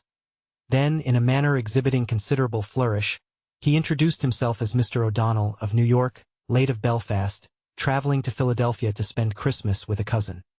He accepted with alacrity William's invitation to join us at table, and, the landlord bringing in fresh supplies, he devoured his victuals with such rapidity and gusto as to overtake us at the last mouthful, by which time I had discovered that he was, as they say, a great talker, one of too voluminous speech. That is aimlessly prolix and a lamentable thing in one of his years, without that sobriety of meaning inspired by earnestness of purpose alone which lends grace and dignity to any age. Nay, his talk, though incessant, contained never one rounded period of length and sonorous rendition. His utterances were as jerky as the movements of his active little body. And so, he cried, as he wiped the crumbs from his mouth and pushed back his chair, and so ye tell me ye're a pair of scholars making home from the hard study. Aha! Then I've heard of ye. Indeed, rejoined William. Mr. Sudbury's learning is already famous. Then, and so it is, exclaimed the stranger, leaning back and rubbing his hands hard together, while he looked from one to the other of as and back again, with eyes that twinkled very brightly, like a bird's, in the glow of our heaping fire. In fact, he had just the spryness of a canary, in spite of the bald head and gray fringe of hair that showed his age more plainly when the heat of the room caused him to lay aside the heavy periwig he wore. Aha! He cried. The gentleman's learning is celebrated to the extent me ears fairly ring with what I'm hearin' of it. But, sirs, I've heard of both of ye. Of both of us? I echoed, mystified. Yes, but I have, though from old man Gray. What? Said William, laying down his fork. Ha, ha! I thought that was the way of it, returned the newcomer. I left New York this very morning in company with him and his daughter. Aha! Which of ye is blushing? Both. Be all that scandalous? Both. William had risen to his feet. Where are they? Where did you leave them? Are they on the road? He cried. Do you mean to tell me they risked the— Mr. O'Donnell cut him off with a roar of laughter. No, no, he shouted. Give me a chance till I present the news of it. No, sir. 'Twas yourselves that stopped him, the pair of ye, I mean. He rocked himself in his chair in the throes of enjoyment so exquisite it was nearer agony, and for several moments was unable to continue. Which of ye, he sputtered at last now, which of ye is the old man hidin', that jewel of a girl from— What, sir? Cries William. What?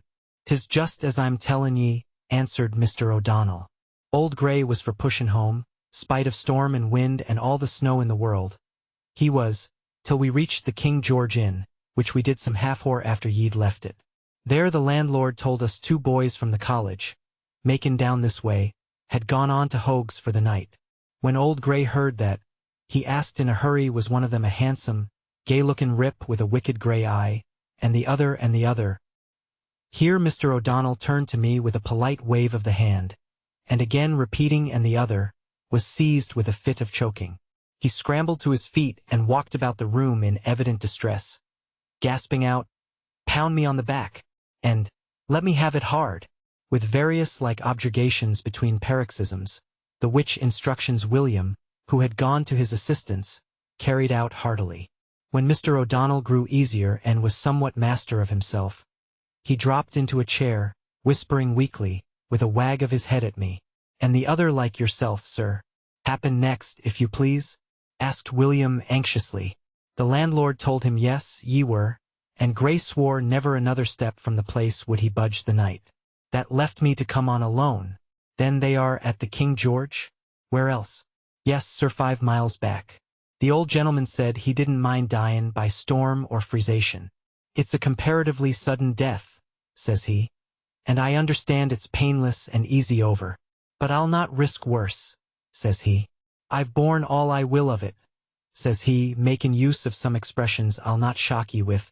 So here we stay the night. Gentlemen, there was something about his manner, to be frank with ye, that almost led me to conclude that ye're not exactly his favorite scholars. And I believe I should be performin' a sacred duty to warn ye against continuin' whatever it is ye've been doin' to him, because he may work ye harm. He was the desperate-lookin' old man when he said that same. William began to pace the floor with hurried steps, but I was plunged into solemn cogitations. Judge of the mixture of my feelings, my sentiments, when I learned that the charming object of my affections was so close at hand, and, indeed, that I should have seen her this very evening at Hogue's except for William Fentress's presence there. And oh, alas, my mortification that she and her father should learn I was his traveling companion. Gossip is not always utterly evil, since it was gossip took down William's spirit. But 'tis a very petard, dangerous to the innocent, in the mouth of such a one as that prating old landlord of the King George, a needless babbler whom I loathed with an acute loathing. What time does Mr. Gray intend to go on with his journey? Fentress inquired, over carelessly, of Mr. O'Donnell. He's up at 5 in the morning, the mad old ripster, hopin' to get by while ye're still asleep, and looks to be home for tomorrow's breakfast. They start before dawn. How does he travel? Asked William. How does he travel? Echoed the other. Faith, then on the road. No, I mean his traveling carriage. Has he his own chaise and four? Oh, said William. Thank you. He paused in his walking the floor, and stood by the chimney-piece regarding the rosy flames attentively, prodding a log end with his slipper. Postilion? He asked. 2 boys. Fine cattle under 'em, sir. Ah, man atop with a blunderbuss? No, the times are not so bad as that, are they? Well, returned Fentress reflectively, there's no telling. The boys have pistols, have they? Have they pistols? Is there an escort of dragoons? Do they carry artillery? And have I fallen in with a couple of highwaymen? Holy powers! Cried our new acquaintance, rising excitedly. Holy powers! I understand ye. It's an elopement ye're planning. Nay, exclaimed William, taming a furious crimson, and lifting both hands in protest. My dear sir, dear sir, shouted the little man, mocking him. Don't ye dear sir me? I thought ye were precious solicitous for the old gentleman's safety. Aha! A gay-lookin' rip, says Gray, a gay-lookin' rip with a wicked gray eye. A wicked gray eye. Faith, he knew ye. Aha! Nay, cried William. Aye, exclaimed the other, dancing across the floor with his hand outstretched to William. Aye, and upon me immortal soul, what's more, I'm in with ye. I must be counted in. I wouldn't have missed it for all the world and universe. You'll find me a great hand at the business, sir. I'm along in years, they'll tell ye, but into every wickedness came near me since the age of 5. Goin' miles and miles out of me way to embroil myself in any and all dev. This is wild talk, interrupted William, waving him away. So it is, shouted Mr. O'Donnell. And what's too wild for a boy like yourself to be plannin'? My dear sir, remonstrated William, you forget my companion. I believe that you yourself made some allusion to the circumstance that I have the honor to be his rival. Now, I ask you, is it likely that we— What o' that? Can't the two of ye fight it out? Can't ye toss up for your jewel? Once ye've got her away? Have ye no spurit? Have ye no? Will you hear me? William broke in impatiently. You wrong Mr. Sudbury as completely as you misunderstand me. I haven't a ghost of the intention you impute, especially since an elopement would be far from the point. And if I should, I repeat, if I should entertain any preposterous and impossible design whatsoever, then, sir, let me tell you that the mere presence of this sober-minded and well-behaved comrade of mine, Mr. Sudbury, here, would cause me to abandon it in its conception and be ashamed I could conceive it. Such is his restraining, nay, his solemn influence. Mr. O'Donnell gave a sounding slap to his thigh, went close to William and looked him earnestly in the eye for several seconds, ending with a flicker of one of his eyelids. William's glance wandered to me, then fell abashed, and at this the other began first to smile and next to laugh. Me boy, he cried, me boy, I like ye, and clapped him on the back with a thump that nigh carried the recipient off his feet. I like ye, I make no doubt we shall spend as pleasant an evening as the heart could desire, even if ye're not for whippin' away from old Grey with that lovely girl across your saddle. Let be the elegant storm a-ragin' outdoors. 'Tis all the tidier night will make within. They shook hands, laughing together increasingly, presenting a picture of unseemly merriment, of which I could make nothing, but sat staring at them in wonderment. "Thinkin' I understand ye, Mr. Fentress," said O'Donnell. "I should offer me very warmest apologies. Such a thing would never enter your mind." "Of course not. Of course it wouldn't. Of course." All conjectures in regard to the strange hilarity of William and our new acquaintance were cut short by the arrival of the landlord, Hogue, a man of monstrous fatness, who waddled in, bearing a bowl of like corpulence steaming with brown punch, followed by several servants bringing fresh logs for the fire and pipes and tobacco. "By your leave, gentlemen," cried the host. "By your leave. You are the only guests in the house tonight, and on such an occasion I hope you'll not think I presume in begging you to be guests of the house as well. 'Tis the custom of Hogue's place, and I pray you'll join me in this cheer of Christmas Eve."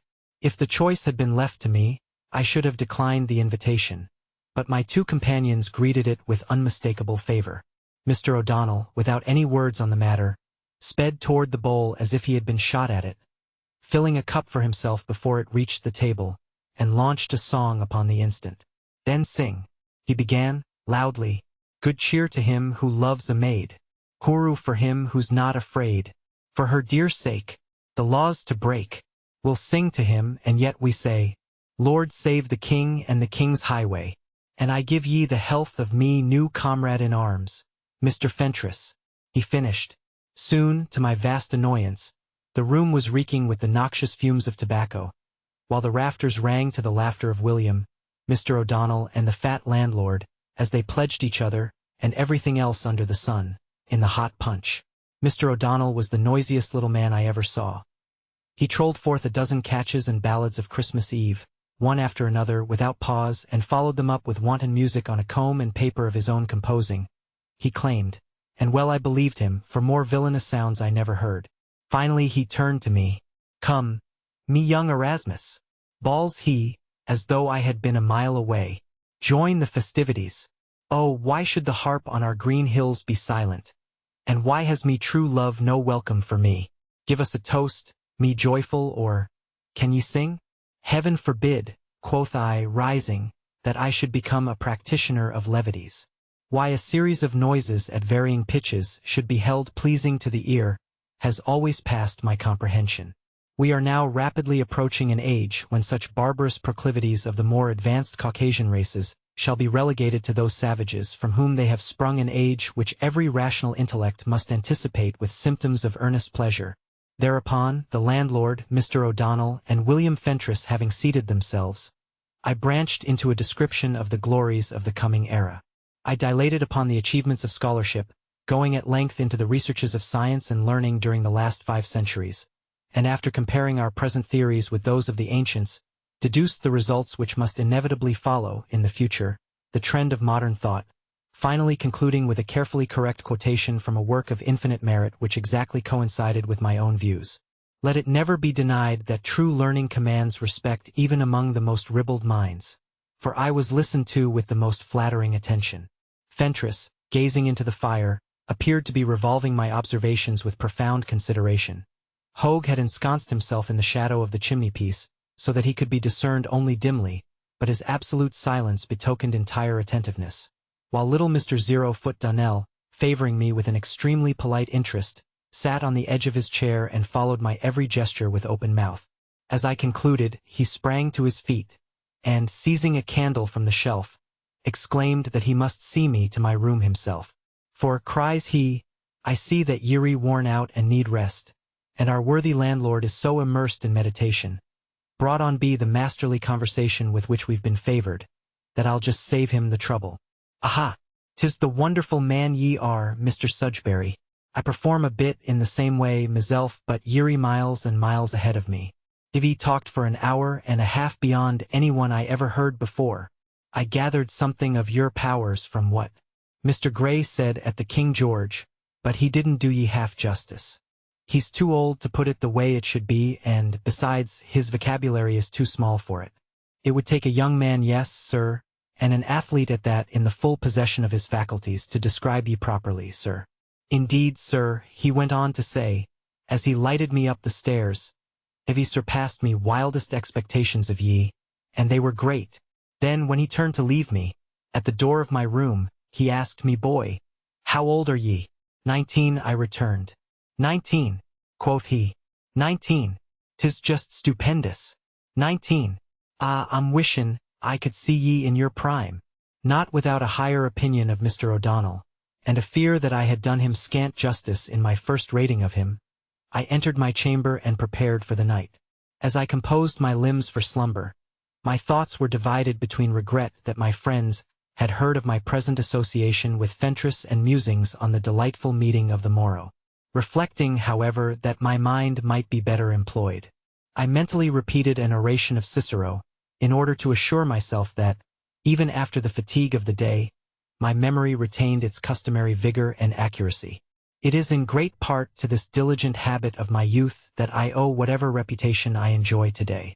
It would be idle for me to deny that some little talk of me is current beyond our neighborhood. For of all my parts and efficuities, my memory has achieved the most celebration. Thus occupied, I presently found myself in a fair way to peaceful sleep, when a great disturbance, shouting and laughter, roaring songs, and the clinking of glasses broke out in the room below, warning me that those pernicious revels, which I congratulated myself I had subdued by a rational conversation, were again in progress.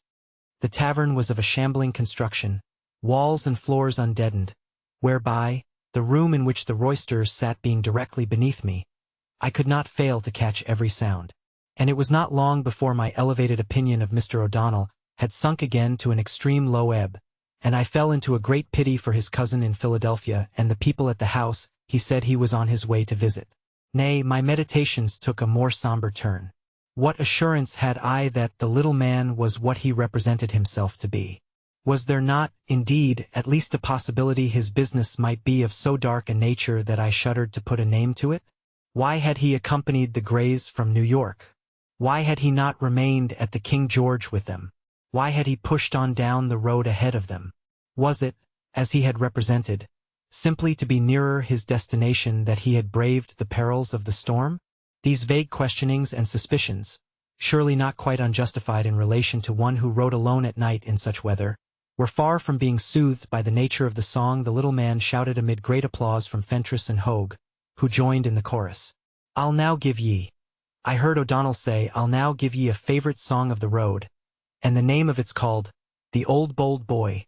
Forthwith he began. When the moon swings green, on the hills I ween, there's a rider that's shy from view. He rides in the shade, at the edge o' the glade, when the lumbering coach is dough. Bold boy loves a cloud, on the night, like a shroud, when the blundering coach is dual. Chorus. Now all of ye join in. Lord save the king and the king's highway. Bold boy he's out till the break o' day. Good lack to him and his fancy toot. From yokel to bishop, the passengers dish, the jewels he hangs on his Nancy true. Me song celebrates him, the judge elevates him. Good luck to him with the grand hooroo, for the dark it's joy. To the old bold boy, as a gafflapin, out he rides, and a song he trolls. Lord save our souls. Better larup the leader's sidesel. When ye hear that song, as ye lope along, lay the lash to the leader's sides. Chorus. Can't you make it just a bit louder? Good cheer to him who loves a maid, and so on. How his mare caracoles at thought of the tolls. He gathers so debonair, and the mist hangs gray on the dancing bay, like the beards of old men hung there. On them both hangs the mist, from fetlock to fist, like the beards of old men hung there. Chorus. Faith, ye did. Here ye come again. Lord save the king, and the rest of the Rakelly nonsense. The chorus was variable, alternating that just quoted with the one sang by Mr. O'Donnell upon the entrance of the punch bowl. He bellowed 11 or 12 stanzas of this ominous ditty, and the others joined the chorus each time, with a palpable intention to raise the roof, the punch having gone to their lungs. Song succeeded song, ballad followed ballad, chorus begot chorus. It was marvelous how 3 men could make so much noise and so persistently. They kept it up till I thought the pangs of exhaustion must have caused them to cease, but the passage of hours only appeared to increase their vigor. Meanwhile, the depth of my indignation, supplanting all alarms, may be imagined.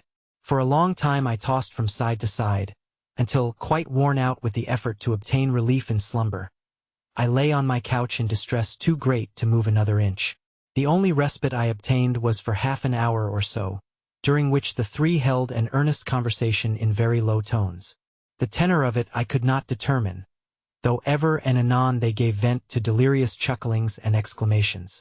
Once I heard the landlord mention my own name, and Fentress assuring him that I was long since sound asleep, and tired enough to snore until late in the morning. Hogue left the party after this, and I heard him hallooing in the hall, as if to awaken sleepers. "Bates! Bates! Hi, Nick and Tom and the rest of you. You're wanted. Hi, Bates." Soon I made out that he returned with 4 or 5 men who walked with heavy steps. Servants about the inn, I supposed hostlers or what not. They were invited to fill their glasses, complying with great laughter and a hoarse song to Christmas, following which Mr. O'Donnell sang his song of the road again twice.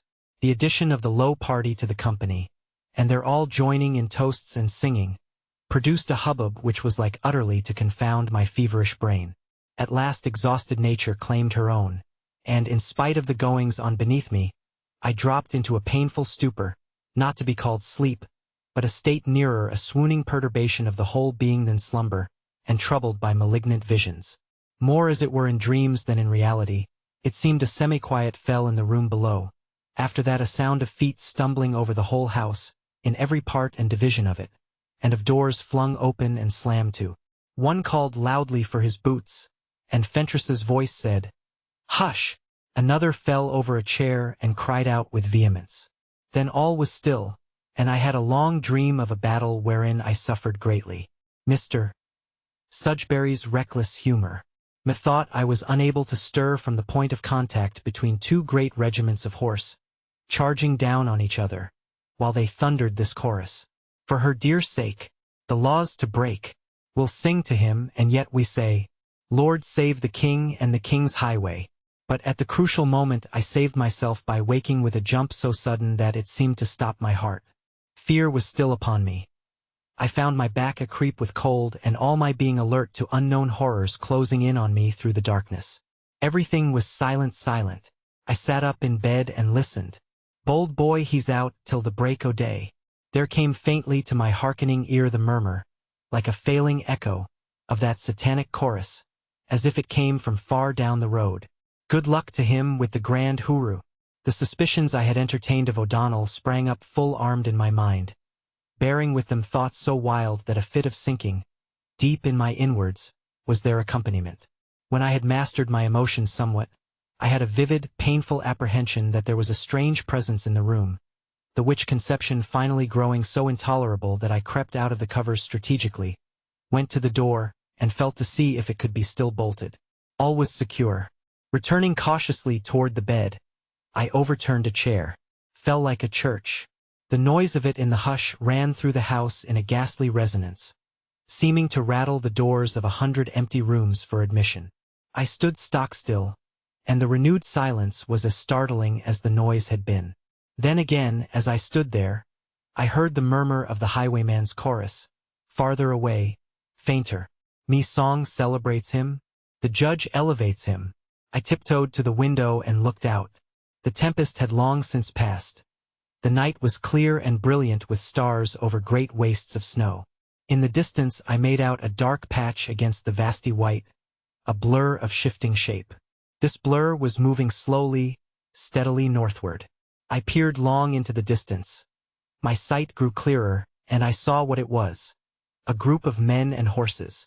They were going up the road. The significant and sinister thought flashed into my mind toward the King George Inn.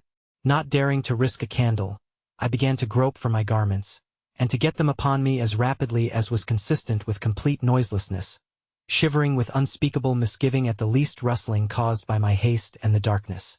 It was impossible to find all my apparel under such conditions. Indeed, I put forth no efforts toward a toilet, being occupied more acutely with considerations of an apprehensive character. What was Hoag's Tavern? Could it be one of those ominous hostelries where men entered but departed never? I had not stopped at the place before, nor, on my passing by, had I done better than merely to note its existence. I remembered no word of its repute. Who and what was the landlord? What connection had he with O'Donnell? And into what plot had they persuaded the weak, the reckless Fentress? Was it possible that they had decoyed him to his destruction? Or had he, giving way to the desperation of a despised suitor, and welcoming any mad deed as a relief from his own thoughts, bribed and persuaded them to some contemplated violence? Above all these gruesome interrogations there rose one of anguished self-reproach. Why had I, oh ill-considering youth, rushed so blindly into the unknown, entering this strange inn, which might be a lawbreaker's rendezvous for aught I knew, without question or cavil, incautiously walking to my not impossible doom, alone and defenseless? They had gone up the road toward the King George Inn. What had they left in the house for me?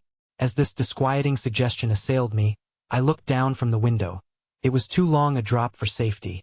The mere thought of attempting such a thing was loathsome to my soul, and I had no more confidence in a rope of bedclothes than in my ability to construct one, or to descend it, supposing it made. Hence I must make my way out through the house, for I had settled in my mind to get out of doors by some means. Waiting there in the darkness for what might happen was too horrid to consider. Therefore, summoning the greatest degree of fortitude consistent with the occasion, I stealthily slid the bolt, and, opening the door, stole out upon the landing in my stockinged feet. Here I remained a considerable time, motionless, though the landing was very cold. Without warning, a hideous creak came from the stairs below, and I leaped back into my room, closed and bolted the door again. Then, after some minutes, concluding that the sound had been caused by the chill in the wood, I issued anew. Twice more did the creaking oblige me to seek refuge within, but at last very desperation called upon my will, and I descended the stairs, stepping twice on each one, shivering from head to heel, the back of my neck seeming to twitch with apprehensions of danger in the rear.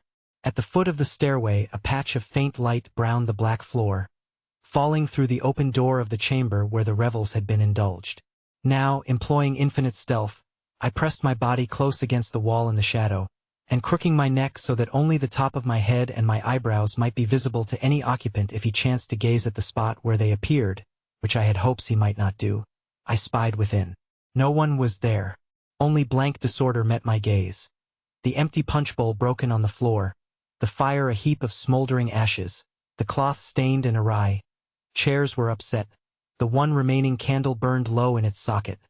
Everywhere was the dreariest confusion, but all a brooding with a quiet which awed my soul. Nevertheless, something in that fateful hush, I know not what, gave me assurance that the whole house was as empty as the room before my eyes. From the bar the ticking of the tall timepiece could be heard, the only sound except my breathing. The hour sounded. It was 5 o'clock, and Christmas morning. Taking the candle, I peered into the rooms on each hand, into the hall and kitchen. Not a mouse was stirring. Finding my boots in the kitchen, I drew them on, lit a lantern, and crept out of that deserted tavern by the back way, following the path to the stables. All about me the snow was trampled as by a regiment, and what was my horror to find the stables as barren of life as the house. Nay, for here not only man was missing, even the beasts were absent. Not a horse was in the place. My own Jeremiah, my last hope of safety, gone with the rest. Upon this discovery an uncomfortable perspiration burst out of all my pores. The sinking spell in my inwards immediately followed, so that I was forced to sit upon a heap of straw to collect my faculties. Now, in ruminating upon the painfulness of my situation, as I spied about the house, I had reached a certain conclusion. Also I had formed a determined resolution, the latter being hopelessly foiled by the absence of Jeremiah and all other horses. This was the conclusion, and I had no doubt of its correctness. An attack upon Mr. Gray's carriage had been meditated, agreed to, and was now in process of execution, with the abduction and kidnapping of Miss Gray by William Fentress as part of a design which might include the murder of her good old father. My resolution was, to saddle my horse, then, taking the opposite direction from the scene of conflict, to speed down the road until I reached the first house whence I could send back aid to the imperiled chaise, while I hastened on to inform the authorities. Now, Here was I left by those horse-robbing villains not only without the means for such a course, but at the mercy of the first wretch to return. My blood paused in its circulation as I thought of the aged but reckless O'Donnell or the powerful Hogue. A daring idea entered my head as I sat there in the straw. 'Twas a conception so foolhardy as to cause my flesh to creep, one which my soberer judgment condemns as the rash project of a youth of 19. This was to reconnoiter going toward the impending violence, mind you, instead of away from it. Yet, favored by fortune, I believed I might hope to come through with my life, the more as it was quite dark and I was under no necessity to approach the rascals within pistol shot. Also, a 4-foot hedge ran along the east side of the road, and it was my intention to creep forward in its shelter, though the hedge was a thorny one, to hearing distance of the conflict, if possible. Such was the wildness of the mood which now took possession of me. The dogs of war. I blew out my lantern, stole forth to the road, and began to grope through the snow behind the hedge. My heart thumped with excitement, while ever and anon, the perilous case in which I stood coming with great vividness to my mental vision, I paused and reviewed the risk I ran.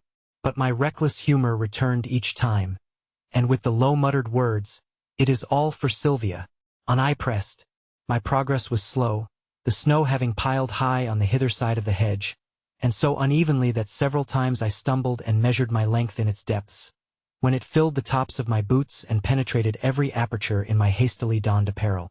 A great quantity appeared to have wormed its way inside my collar, where it lay without my having the power to dislodge it, and melting ran down my back. Added to this, my head was very cold, my nightcap affording insufficient protection, for I had been unable to discover my hat. In such discomfort, my teeth chattering the while, I had accomplished some 3/4 of a mile or so, when I unfortunately fell into a wide ditch which ran through the field. I was proceeding somewhat cautiously on hands and knees at the time, and it was in that posture that I found myself plunging through a brittle lid of thin ice and floundering in the water. More dead than alive, I got to my feet and spluttered my way out on the other side, with the words, "For Sylvia's and old Mr. Gray's sakes," on my lips. As I climbed up the farther bank there was a sudden loud shout from the road, not 10 feet away. Startled as I was, I recognized the voice as that of William Fentress. There was an answering cry from above, and a man forced his horse close to the hedge and peered into the darkness. Apprehending, not without reason, a third spell of that dreadful sinking, I crept close under the bushes and lay still, while the streams of water running from every portion of my attire melted the snow in all directions. "Will, me boy," called the second voice, which I was at no loss to attribute to the terrible O'Donnell. "Have ye fell in the brook?" "No," returned the other. "Some animal must have blundered in." "Some animal," cried O'Donnell.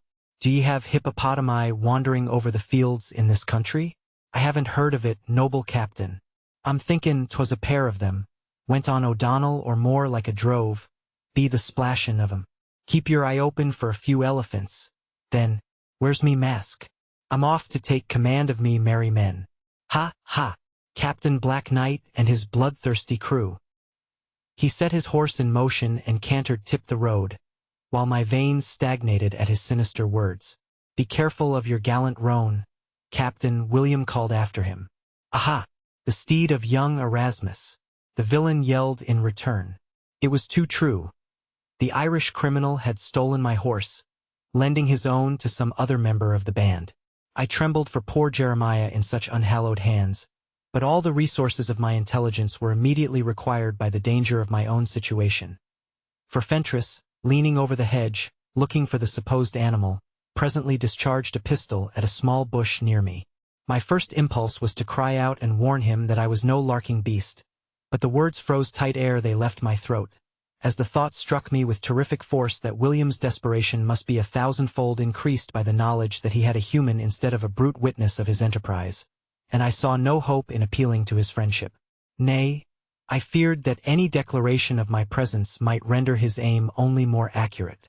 My position was clearly untenable. Every movement engendered a crisis. With Fentress and the ditch cutting off all escape to the rear, and the cutthroat band threatening my front, which way was I to turn? The pistol shot decided the question for me. I began at once to creep forward, and, as soon as I deemed it comparatively safe, to run, still leaning close to the hedge, so close, indeed, as to leave particles of my wearing apparel upon its thorny projections, several times being separated from areas of such extent they might have been considered almost indispensable. My face and hands also suffered extraordinarily from scratches. Meanwhile, my brain was in a tumult of confusion, 1,000 questions surging through it. Was the abduction of Miss Grey the only design of the scoundrels? Why was Fentress left behind? Did their plan include robbery or murder, or both? Why had I been so venturesome? Why? Why had I not remained in the stable and waited under a pile of straw for daylight? There was plenty of straw there. But here, where my recklessness had driven me, was only a prickly hedge, and the growing light would not save but ruin me with its hideous revelation of my position caught between two fires. In the east there was already a somber glow. The western skies, responding with long red streaks, betokened the approach of dawn, while the horizontal stars waxed paler every moment. Suddenly I heard a shrill whistle blown from the road, nearby. At the sound I dropped, almost involuntarily, flat on my face. Then, peering through a minute gap in the hedge, what was my horror to find I had run full into the nest of them. I recognized O'Donnell by my unhappy Jeremiah, and the treacherous landlord, Hogue, on account of his monstrous girth, though all faces were masked with black cloth. Their followers were distributed on both sides of the road, every man leaning forward in his saddle, listening intently. "Hark!" said the landlord. From the distance came the faint cry of a postilion urging his leaders, and then, carried on the wintry air, a few bars of a lively Christmas song blown on the post horn. "Aha!" shouted O'Donnell exultantly.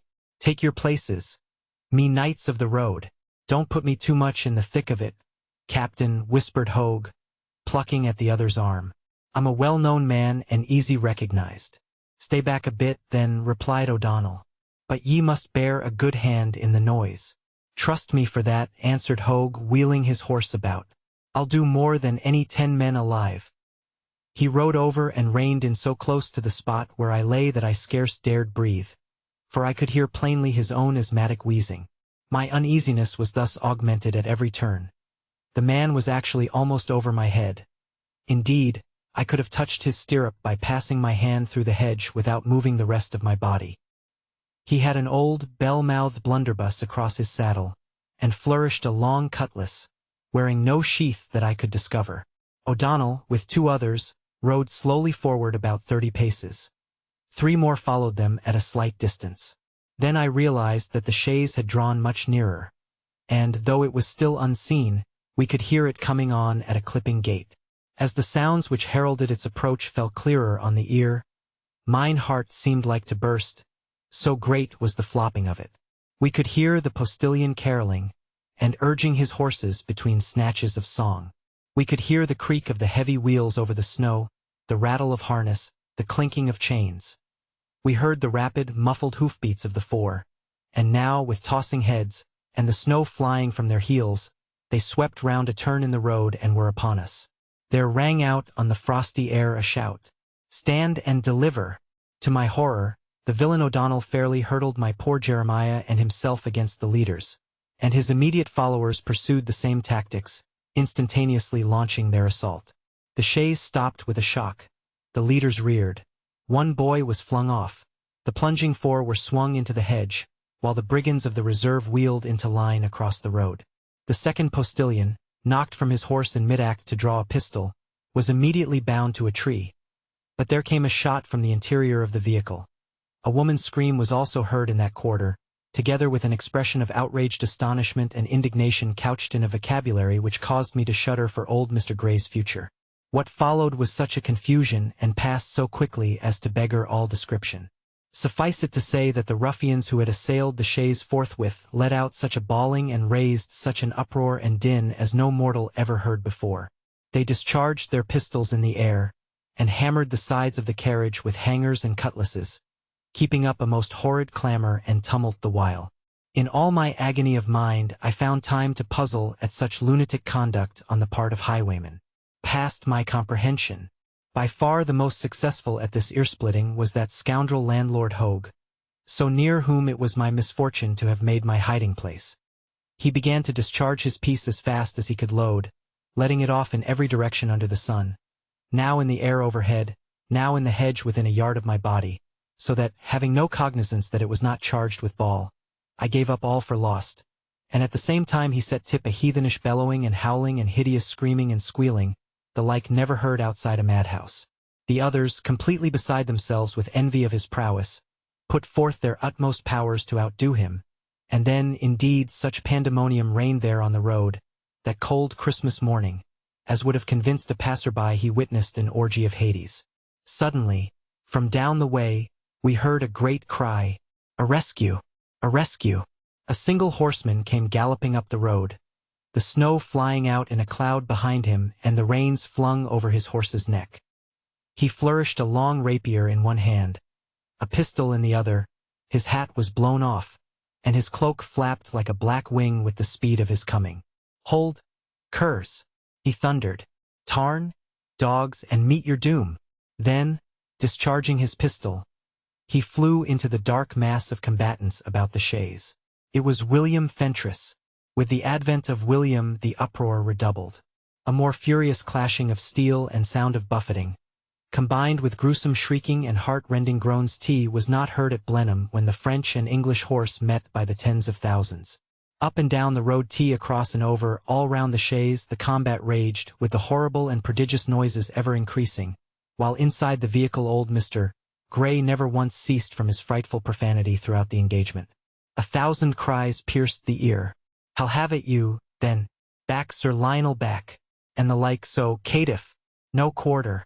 Dog! We shall meet again, But over all the fearsome hullabaloo rose a voice I knew for O'Donnell's in spite of his attempt to disguise it. "Fly, I fly, me boys! This fiend is invincible! Away, or we are all dead men! Back to the cave to count our losses! Fly, I fly!" cried the others, and "Don't forget the wounded!" and "Back to the CHV! Escape! Escape!"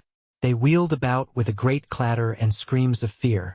The rascally Hogue let off his blunderbuss for a last time, almost directly over my head, so that my nightcap was burned full of holes from sparks and my face so diabolically blackened with the discharge that my nearest relatives might not have known me, and whole days elapsed before I rid myself of the traces. In addition to this outrage, the scoundrel had so infuriated his horse by the inhuman disturbance he raised that when he endeavored to turn and join his fellow conspirators in their flight, the maddened beast reared up on his posterior limbs, then plunged, and the huge bulk of the innkeeper crashed down through the hedge and landed with extraordinary force at my feet. At the same time, with the sound of a smothered laugh and of galloping hoofbeats through the snow, the other ruffians made off down the road and were gone. William was setting the postilions at liberty, for both boys had been trussed up, when I heard a sound most unlike those which had so horridly assailed us. It was the light and mellow voice of Sylvia, and it shook, not with fear, but with the vibrant thrill of sweeter agitations. She had sprung from the chaise and was standing by the steps, both hands outstretched toward Fentress. "Will," she cried. "Will." He turned to her and started. "You'll," he said. "Ah, how I have waited!" This brought me to my feet instantly. "Oh, doable villain!" I shouted. "Oh, unconscionable reprobate!" They did not hear me, nor in that grey light take note of me. I pressed hard into the hedge to break through, regardless of being stuck by the thorns, beginning to shout again, but I had not half the word unconscionable out of my mouth when I was clasped about the middle and flung to earth beneath the weight of the landlord, I on my face, the ponderous miscreant on my back. "Hush!" he whispered, angrily. "All safe if we lay by now. What on earth were you doing?" "Help!" I shouted, but he clapped his hand over my mouth and held me down, though I strove frantically to rise. "Hold your tongue," he whispered. "What do you mean?" "It's me, it's Hogue. There's nothing to fear. Would you spoil the fan now, when we've carried all out so nobly, and the young man so liberal to you lads? Why didn't you ride ahead? Were you thrown, too? 'Tis Bates, isn't it?" He took his hand from my mouth, and I attempted to raise another shout, but he buried my face in the snow so suddenly by a shove of his hand on the top of my head that only a brief gurgle was allowed to issue from me. "Ha!" exclaimed the landlord. "'Tis the punch, is it? Then I'll hold you fast till they're gone, as a warning not to take such advantage of a free bowl next time." and he plunged me deeper into the snow. Next, that all should be secure, he skewed about, raised himself up quickly, and before I had time to squirm from under, came down upon me, sitting mostly upon my head in attitude as comfortable for himself as it was painful and disrespectful to me. Only my anger prevented me from swooning through the miseries of my situation, knowing that my perfidious rival was receiving the homage due a hero, while I, powerless to prevent, must lie, not 10 yards away, choking with the snow and rage, under that monstrosity. "Hogue! In with you, my boy!" I heard Mr. Gray cry heartily. "You must ride with Sylvia." "I never knew such heroism." "But my horse," said William. "I'll take your horse," answered the trusting dotard. "Not a word, not a word." Heavens! Heavens! But who ever saw such swordsmanship? "Now, lads, halloo!" Then, on. The postilions called, "Aye. Very good, sir." They spoke to the horses, and I underwent the agony of hearing the cavalcade move forward. "There," said Hogue. "You'd have made a fine mess of it, wouldn't you?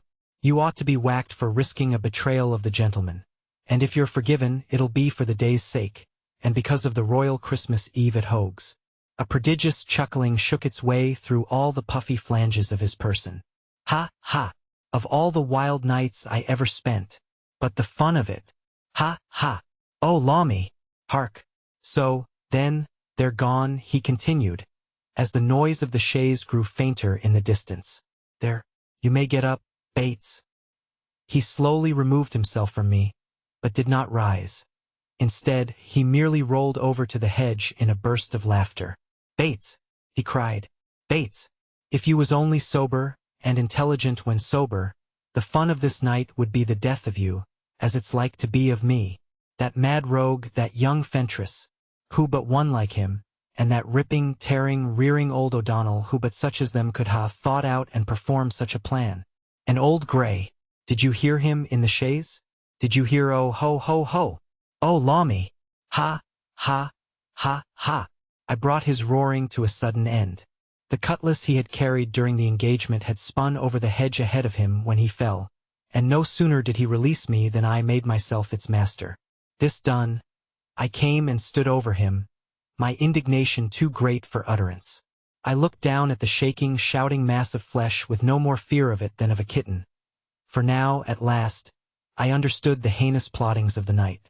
No, it was not fear moved in my bosom, but an overwhelming, a righteous, and an all-devouring wrath. As the first measure of justice, the huge calf of the landlord's leg striking my eye temptingly, without hesitation I lowered the point of the cutlass, and, although his hilarious floppings about made the feat somewhat difficult to perform, caused its point to penetrate the flesh, whereat he left off laughing with a surprising shriek, and sat up against the hedge abruptly, rubbing his leg and staring at me with a countenance of the utmost ruefulness and consternation. "Villain!" I cried, and threatened him with my sword again. "It ain't Bates," he whispered, huskily. "It ain't Bates. Villain! Who is it?" he asked appealingly. "Tell me who it is." "Rascal, you know me well enough," cried I. "No, no," he answered with a frightened look. "Is it a nigger?" The light was growing stronger. He could see me plainly. Bat still gazed upon me from head to foot with a bewildered and wondering air. "Who is it?" he repeated. "You thought me Abed, but I have been a witness to the whole villainy." Abed, he rejoined vacantly, "but I never saw you before." I menaced him again with the weapon. "No more of this. And now, sin-laden and overzealous sergeant of Diabolus," I thundered, "only one thing can save you from the gallows you have richly merited.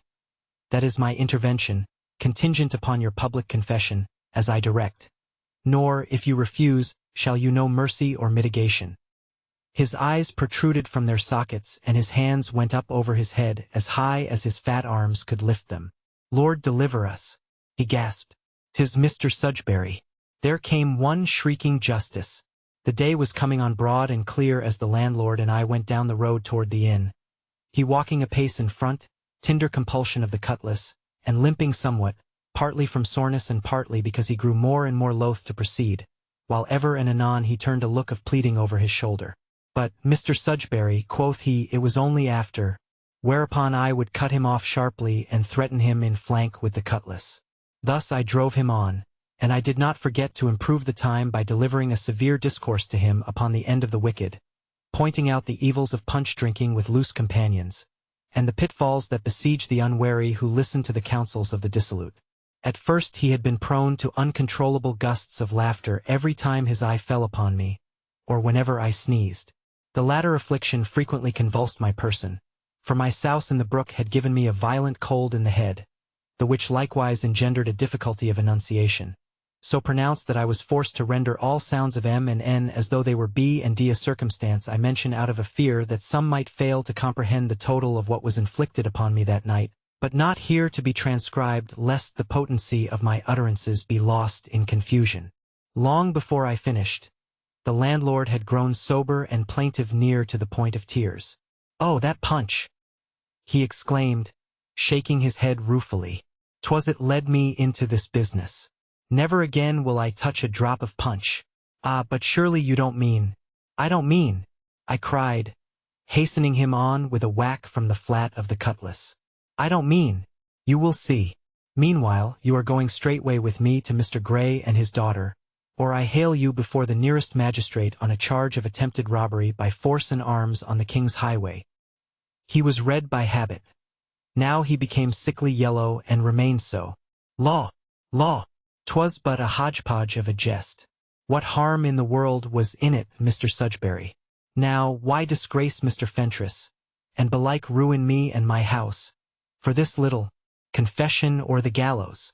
I answered, with so inexorable a mien that he looked even sicklier than before, and there was nothing like laughter in the man. He could only groan out useless explanations and protests, saying over and over, "But we thought you sound asleep, safe Abed, sir," as if that completely excused his execrable conduct. I continued to threaten him with both the weapon in my hand and the terrors of the law until, as we approached the inn, his great body seemed too much weight for his knees, and he was but a heap of flesh and sorrow. "Confession is your only salvation," I exclaimed repeatedly. "Otherwise you climb the gallows steps. Hasten. We follow them to Mr. Gray's instantly." "Ah, now if you'd but listen," he expostulated. "Mr. Fentress is your friend. This will destroy him if you proceed with it. You can't mean to do him such an ill turn." "Not another word. We stop only for horses and ride straight after them. There's no need, if you're set on this cruelty," he answered, hanging his head like the shamed man he was. "They are at the tavern. Mr. Fentress promised beforehand he would persuade them to stop there for breakfast and recuperation. But surely you won't punish us so hard for a jest which we did not mean should include you or be of hurt to anybody." And for my part one was only talked into it after. I bade him be silent, and sternly drove him on, my choler mounting higher and higher, not lessened by imaginings of that arch-hypocrite, William, reinstated with the Greys by this false rescue. I saw him, the deceiver and traitor, receiving the adulation due a hero, and ensconced in shadowy corners with Miss Sylvia during the holidays, while I was left to perform the unmerited task of renewing my conversations for the benefit of the aged father alone. No, 1,000 times no. William Fentress was in my power, and how well he deserved to be humbled and exposed for all time. There sounded a call from ahead, and I was aware of a horseman who made his approach at a rapid gait. Taking off his hat with a flourish, he disclosed to our eyes the features of the ribald O'Donnell. He was mounted on his own horse, his saddlebags betokening his intention to continue his journey. He hailed the innkeeper with a shout. "We missed ye. Hogue T and I placed meself at the head of a reconnoitring party, consisting of meself to look for ye.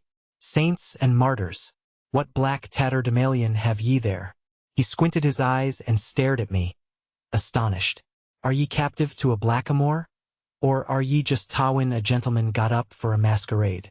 "Pay no attention to him or you suffer from my steel," I said savagely to Hogue. "Have you not already followed the malevolent advisings of the meddlesome and mischievous to your present undoing? Concentrate your mind upon your miseries, and be the gods of perdition." "'Tis me, little man," cried O'Donnell, reining back. "Young Erasmus." "No, yes, no, upon me soul it is, 'tis that marvellous bird a-drivin', our quadruplex Bacchus be force and arms at the point of the sword, and as disfigured as St. Peter's toe. He rode up beside us. "What in the world has happened to ye, me Achilles? And what has Hector done that ye drag him round the walls in ignominy and disgrace?" He seemed utterly taken aback. "Go your ways, Captain Blacknightle," I answered grimly, "and be glad that you escaped the scaffold. This wretch comes with me to make his confession to the unprotected old man whose carriage you so treacherously assaulted." "Ha, ha!" shouted the disreputable Irishman. "Is that the tune of it?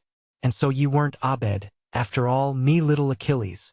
Sure I'd like to be stoppin' to see, for there'll be warm times at the inn. I'm taking me oath. Give me love to Mr. Gray, and pass him me compliments on his noble powers of swearin', and on the elegant new son-in-law he's gettin' for a Christmas present." "What do you mean?" I demanded.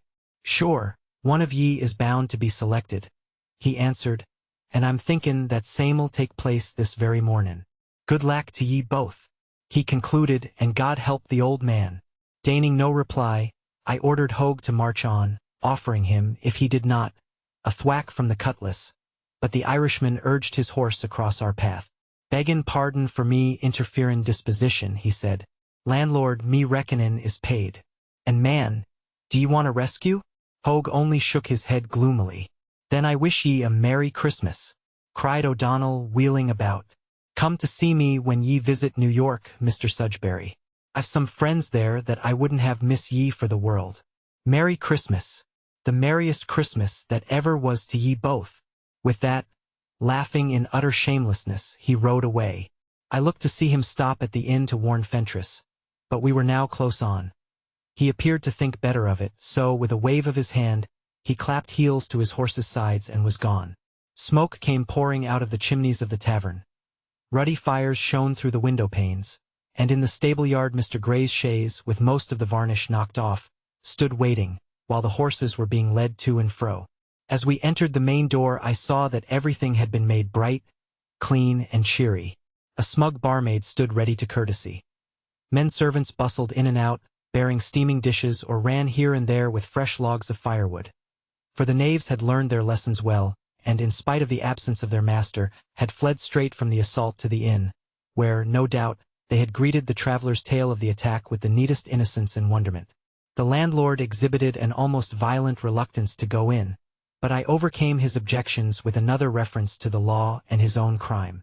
In fact, having no more fear of him, from the moment of his first fright, than of a calf, I gave him another poke with my sword, upon which his resistance collapsed utterly, and he passed indoors in a state of piteous dejection. At sight of us the barmaid emitted a scream, and covered her face with her apron. A man carrying a great platter of eggs and bacon dropped it to the floor. Two other knaves, variously laden, staggered back in consternation, giving way before us, and without more ado I stepped to the door of the room in which we had supped the preceding evening. It stood 1/4 ajar. The landlord came to a halt, turning his head to me in a last mute appeal to proceed no farther, and I paused to look within. The scene which met my gaze was cozy, appetizing, warmly lit by the fire on the hearth and by the long horizontal rays of the sun, which now shone red on the windows. The fresh white cloth sparkled with its load of cutlery and china. Never was completer comfort seen, nor 3 cheerier people than those who sat before me. Mr. Gray was ensconced upon one side of the table, applying himself heartily to a dish of cutlets, while opposite him, neglecting the viands before them, and with chairs whose proximity I instantly marked, sat that false conspirator and Miss Sylvia. The deep blush which suffused her brow, as she hearkened to his cooing, was near the color of the ribbons she wore, for her traveling cloak was unclasped, and at her throat I caught the flicker of those cherry ribbons which I still so strangely remember, those cherry ribbons which she flaunted both this winter morning and that other day in June. As for my feelings at sight of the happy party, I choked with indignation and just wrath to see them all so comfortable, especially the villain who had caused the trouble.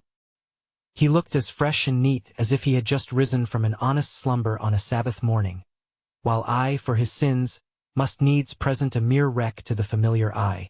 The pretended paladin was gazing at Miss Sylvia with all his eyes, as if so hungry for the sight of her, he meant to make up for months of absence in one morning's looking.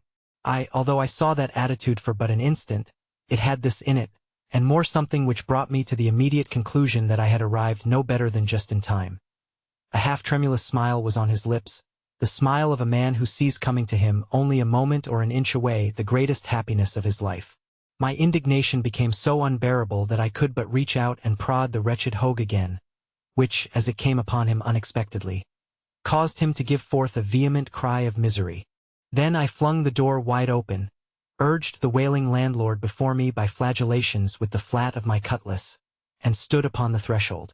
I leveled a justly vengeful forefinger at William Fentress, and, conquering a spell of sneezing, cried loudly, "Behold a perfidious monster, Mr. Sudbury and the cherry ribbons." The three occupants of the room turned toward the door and stared at us in a kind of paralytic amazement for several moments, during which my renewed sneezing was the only sound to be heard. It was Miss Sylvia who first recovered. She rose to her feet with a slight scream. Mr. Gray dropped knife and fork clattering upon his plate, and William sprang up with a sharp exclamation. It was a sweet sop to my rage to see the change come over Mr. Fentress when his gaze rose to the disclosure of his nemesis. He gave a wretched look at us, which took in the broken posture of the dilapidated innkeeper, my tattered nightcap, smeary cheeks, wrathful brow, and the cutlass, and in the stern picture he read his fate. He staggered back against the wall with his hand across his eyes, as if a sudden vertigo had seized him. Then he made one gesture of intense appeal, seemingly begging to be spared the humiliation so properly in store for him.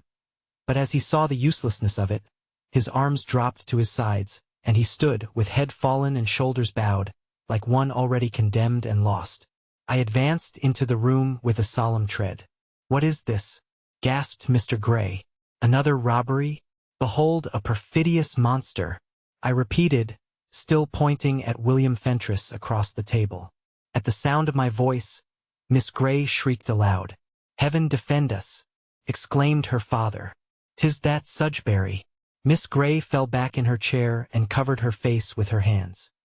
"Old man," I answered in a fateful tone, in spite of the before-mentioned infirmity of pronunciation which forced me to address him, against my will, as old bad instead of old man, although I had then no desire to speak harshly to him. "It is I." "It is," he cried. "What in the name?" "I am come to defend you, white-haired and credulous old man," I continued, raising my voice. "I am come to defend you from the embraces of a monster who has played upon your guileless nature and upon that of this innocent maiden, your daughter, even as he played upon his villainous musical instruments last summer.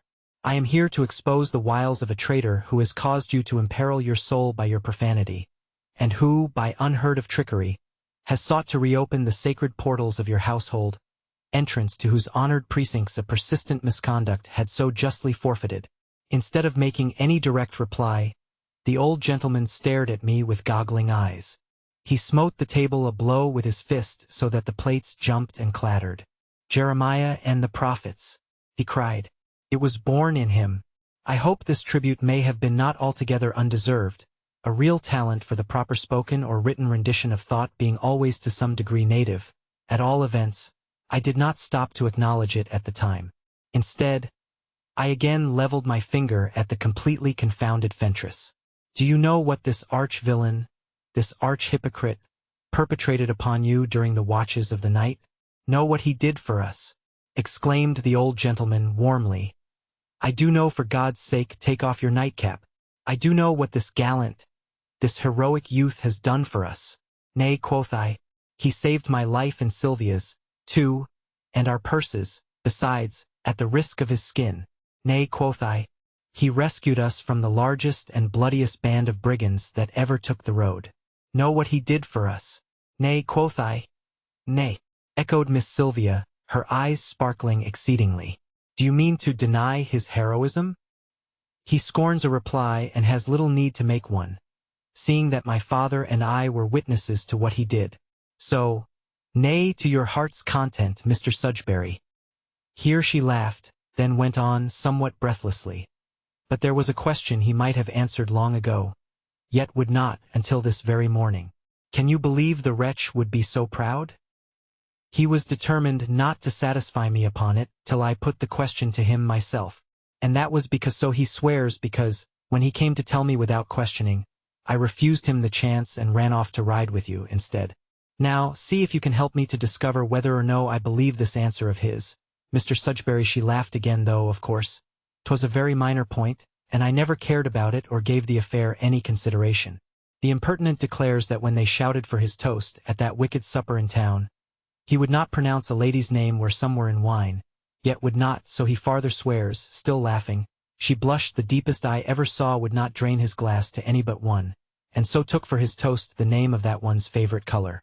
Mr. Sudbury, she asked, her eyes sparkling even more than before, would you believe his explanation if you were that one? Nay, quoth I. Mayhap not, she laughed, yet I vow she finds it harder to forgive his pride, which was so hateful a thing that he waited to save her life before he would explain it. Nay, quoth I. What? Rejoined Mr. Gray. Why, sir, there were squadrons of 'em, and single-handed he engaged them in the noblest battle ever fought. And, what is more, he beat 'em off, like the lion that he is. Nay, I cried. Aged man, this only shows how completely you are his dupe and how dangerously you are deceived in him. Look at him. Behold the shame and terror marked upon him. I pointed to Fentress, who now turned helplessly away from every glance. His face struck white with pallor. Thou hypocrite, I exclaimed, addressing myself to him. Thou hypocrite, tremble, for thy baseness is discovered and thy folly proven. Know, to thy discomfiture, that the landlord hath confessed his own villainy, to which thy wickedness persuaded him, and stands here ready to tell the tale to this trusting old man and his daughter. Tremble before their righteous wrath, and prostrate thyself before mine. Scorn is all we have for thee. Contempt is all thy portion. I concluded, with force and majesty, despite being forced to sneeze almost continuously. Heaven save us, said old Mr. Gray impatiently. What is all this falderall? Miss Sylvia's laughter had ceased abruptly. She turned to William, fixing her eyes upon him with a startled look, yet one which remained steadfastly upon him. Nor did she take more than a sidelong cognizance of me, but from this moment forth remained unwaveringly observant of William, while her blushes faded and gave way to a pallor which increased till it matched his own. He was fully conscious of that earnest regard of hers, though he dared not meet it, but stood almost with his back to her, his head sinking lower and lower, and his fingers wandering aimlessly among his ruffles. There was a long silence. Then she asked, in a low voice, tremulous but clear, "What is your accusation, Mr. Sudbury, if you please? For heaven's sake, what would you be at, man?" echoed her senile parent. "Out with it." I began with a few brief remarks on the nature of deception, its growth and fruits in the human soul, offering some general allusions to the devastating effects of the art when employed upon and practiced against innocent maidens and, especially, aged men, whereat old Mr. Gray, not having recovered from the shaking up of his nerves, waxed very impolite, and William Fentress, with a stifled groan, cried out, "For God's sake, man, say it and have done." Forthwith, I proceeded to go over the events of the night, exposing in its entirety the diabolical plot by which we had suffered so much, and I forced a corroboration of each detail from the landlord, who squeezed out his testimony with extreme reluctance, groaning and apologizing to Fentress with every word. At last Mr. Gray broke out almost in a scream. "Not a real attack," he vociferated.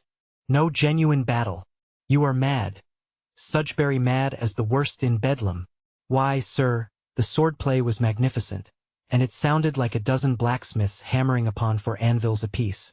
While as for the howling and firing, tell him, I bade the landlord sternly, tell him whether it was or was not a feigned attack, all planned to harry, and perhaps injure, himself and his daughter, in order that your accomplice yonder might gain their favor by the postures of a hero." "No," protested Hogue.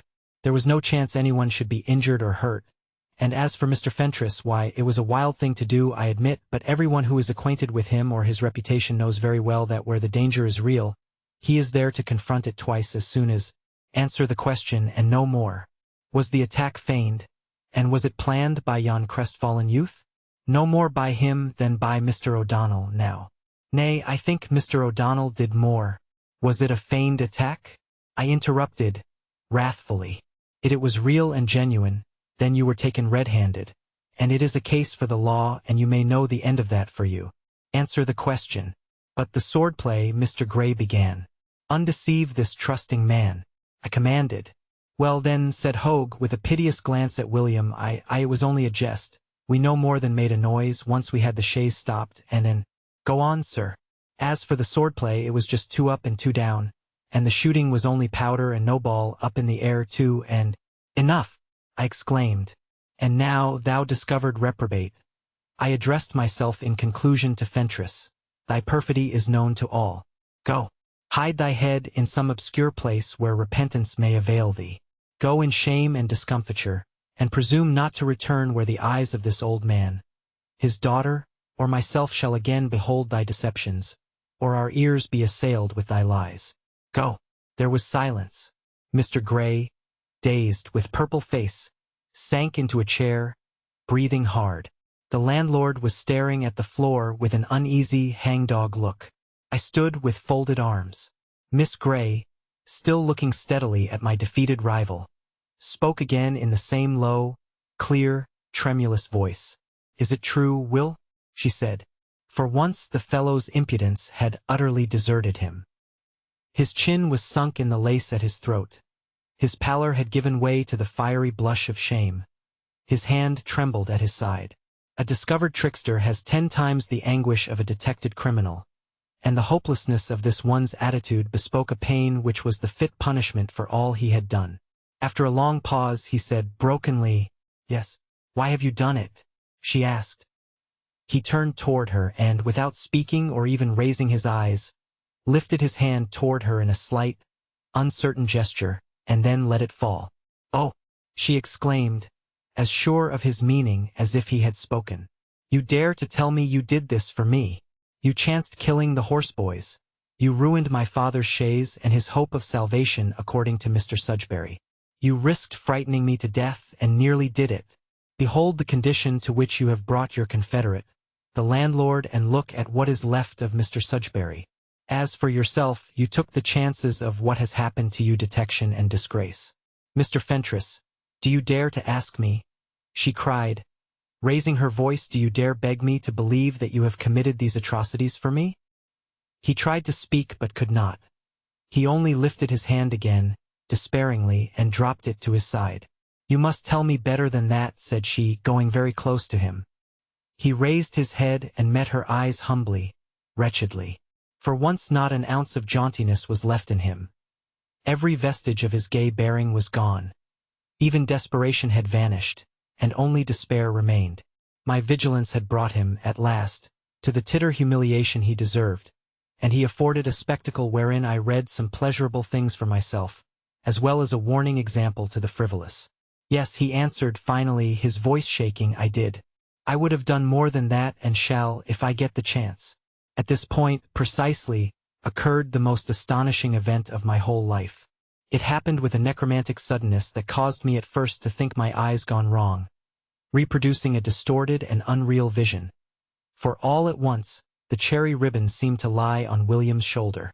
But mine orbs of vision were not distraught. The lady had flung herself into William's arms. What? Cries she. Then you must just have me. A man who would do all that for a kind word from me deserves 10,000 of them, from 10,000 times a finer creature than ever I shall be. But since you want me— With that the landlord gives a whoop and bolts from the room. I sat me down in a chair beside Mr. Gray. He seemed quite helpless, though he was able to waggle his head and make some weakish whisperings, symbolic of his darkened mind, with his lips, which I heard as one hears a sound in a dream. Miss Gray and William paid us no attention whatever. Nay, she said to him, with a tone of raillery so tender I could only conclude that she had been bewitched. I was harsh to both of us, mayhap a little. But you must never dream it was because I cared about your toasting cherry. Tell me where she lives, Will. Wherever Sylvia Gray abides, he answered. That's where Cherry dwells, my dear. And you know it very well. Do I? In truth, it did come over me, in a way, one day in the autumn after you had gone, Will, that perhaps you had meant me and the ribbons, but I don't believe it. I'll never believe it, Nev. Here William interrupted her. Dearest Cherry, he said, and may I be relegated, upon my decease, to the unquenchable conflagration, if he did not kiss her with me looking on.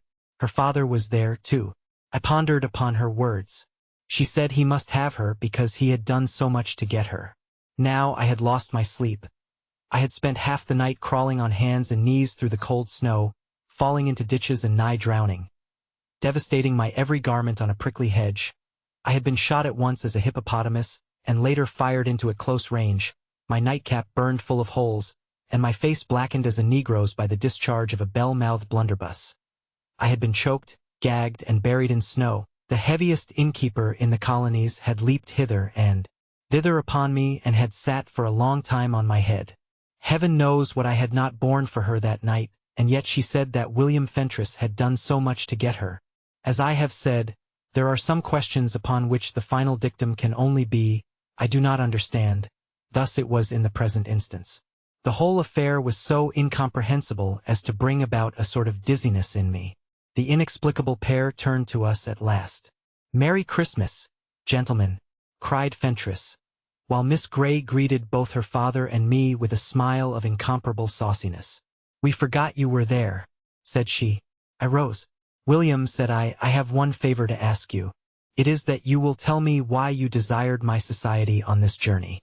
"I thought we might fall in with them," he replied, waving his hand toward the others, "and I thought, if we did, that you and Mr. Grey would enjoy each other's comp." It happened that, at this moment, Mr. Grey recovered his voice. "William," he exclaimed, between his daughter's kisses, for she had sidled over to him and seated herself upon his knee, "I'll never forgive you as long as I live. Never." At this opposition to their marriage, I looked to see the couple betray signs of distress. On the contrary, they both laughed merrily. Next, the old gentleman reached out, as well as he could for his daughters clinging to him, and laid both hands on William's shoulders. "William," he said, "you're a wild, rantankerous lad, but I like you and I am glad." These words, directly contradicting what he had just said, and all expressions of his sentiments aforetime, were so extraordinary that, what with them and Miss Sylvia's marvelous behavior, and the cold I had caught, my head spun till I scarce knew if I stood on my feet or, inverted, upon it. The mysteries of the morning were complete. For the first time, and the only time I think I may claim in my life, "Oh, doable villain!" I shouted. "Oh, unconscionable reprobate!" They did not hear me, nor in that grey light take note of me. I pressed hard into the hedge to break through, regardless of being stuck by the thorns, beginning to shout again. But I had not half the word unconscionable out of my mouth when I was clasped about the middle and flung to earth beneath the weight of the landlord, I on my face, the ponderous miscreant on my back. "Hush!"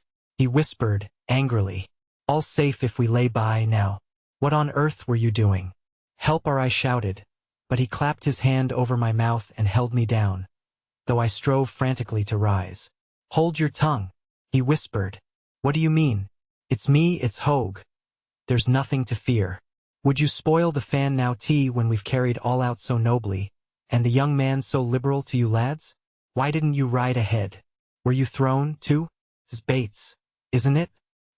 He took his hand from my mouth, and I attempted to raise another shout, but he buried my face in the snow so suddenly by a shove of his hand on the top of my head that only a brief gurgle was allowed to issue from me. "Ha!" exclaimed the landlord. "'Tis the punch, is it? Then I'll hold you fast till they're gone, as a warning not to take such advantage of a free bowl next time." And he plunged me deeper into the snow. Next, that all should be secure, he skewed about, raised himself up quickly, and, before I had time to squirm from under, came down upon me, sitting mostly upon my head in attitude as comfortable for himself as it was painful and disrespectful to me.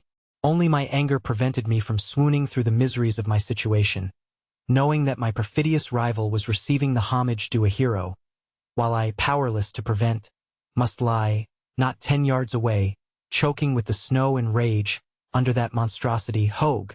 In with you, my boy!" I heard Mr. Grey cry heartily. "You must ride with Sylvia." I never knew such heroism. "But my horse," said William. "I'll take your horse," answered the trusting dotard. "Not a word, not a word. Heavens! Heavens! But who ever saw such swordsmanship? Now, lads, halloo!" Then, on. The postilions called, "Aye. Very good, sir." They spoke to the horses, and I underwent the agony of hearing the cavalcade move forward. "There," said Hogue. "You'd have made a fine mess of it, wouldn't you? You ought to be whacked for risking a betrayal of the gentleman." and if you're forgiven, it'll be for the day's sake, and because of the royal Christmas Eve at Hogue's. A prodigious chuckling shook its way through all the puffy flanges of his person. Ha, ha! Of all the wild nights I ever spent. But the fun of it! Ha, ha! Oh, law me! Hark! So, then, they're gone, he continued, as the noise of the chaise grew fainter in the distance. There, you may get up, Bates. He slowly removed himself from me, but did not rise. Instead, he merely rolled over to the hedge in a burst of laughter. Bates, he cried. Bates, if you was only sober, and intelligent when sober, the fun of this night would be the death of you, as it's like to be of me. That mad rogue, that young Fentress, who but one like him, and that ripping, tearing, rearing old O'Donnell who but such as them could ha' thought out and performed such a plan. And old Grey, did you hear him in the chaise? Did you hear oh ho ho ho? Oh law me! Ha, ha, ha, ha! I brought his roaring to a sudden end. The cutlass he had carried during the engagement had spun over the hedge ahead of him when he fell, and no sooner did he release me than I made myself its master. This done, I came and stood over him, my indignation too great for utterance. I looked down at the shaking, shouting mass of flesh with no more fear of it than of a kitten. For now, at last, I understood the heinous plottings of the night. No, it was not fear moved in my bosom, but an overwhelming, a righteous, and an all-devouring wrath. As the first measure of justice, the huge calf of the landlord's leg striking my eye temptingly, without hesitation I lowered the point of the cutlass, and, although his hilarious floppings about made the feat somewhat difficult to perform, caused its point to penetrate the flesh, whereat he left off laughing with a surprising shriek, and sat up against the hedge abruptly, rubbing his leg and staring at me with a countenance of the utmost ruefulness and consternation. Villain! I cried, and threatened him with my sword again. It ain't Bates, he whispered, huskily. It ain't Bates. Villain! Who is it? He asked appealingly. Tell me who it is. Rascal, you know me well enough, cried I. No, no, he answered with a frightened look. Is it a nigger? The light was growing stronger. He could see me plainly. Bat still gazed upon me from head to foot with a bewildered and wondering air. Who is it? He repeated. You thought me Abed, but I have been a witness to the whole villainy. Abed, Abed, he rejoined vacantly, but I never saw you before. I menaced him again with the weapon. No more of this. And now, sin-laden and overzealous sergeant of Diabolus, I thundered, only one thing can save you from the gallows you have richly merited. That is my intervention, contingent upon your public confession, as I direct. Nor, if you refuse, shall you know mercy or mitigation. His eyes protruded from their sockets and his hands went up over his head as high as his fat arms could lift them. Lord deliver us, he gasped. 'Tis Mr. Sudbury. There came one shrieking justice. The day was coming on broad and clear as the landlord and I went down the road toward the inn. He walking a pace in front, tender compulsion of the cutlass, and limping somewhat, partly from soreness and partly because he grew more and more loath to proceed, while ever and anon he turned a look of pleading over his shoulder. But, Mr. Sudbury, quoth he, it was only after, whereupon I would cut him off sharply and threaten him in flank with the cutlass. Thus I drove him on, and I did not forget to improve the time by delivering a severe discourse to him upon the end of the wicked, pointing out the evils of punch drinking with loose companions, and the pitfalls that besiege the unwary who listen to the counsels of the dissolute. At first he had been prone to uncontrollable gusts of laughter every time his eye fell upon me, or whenever I sneezed.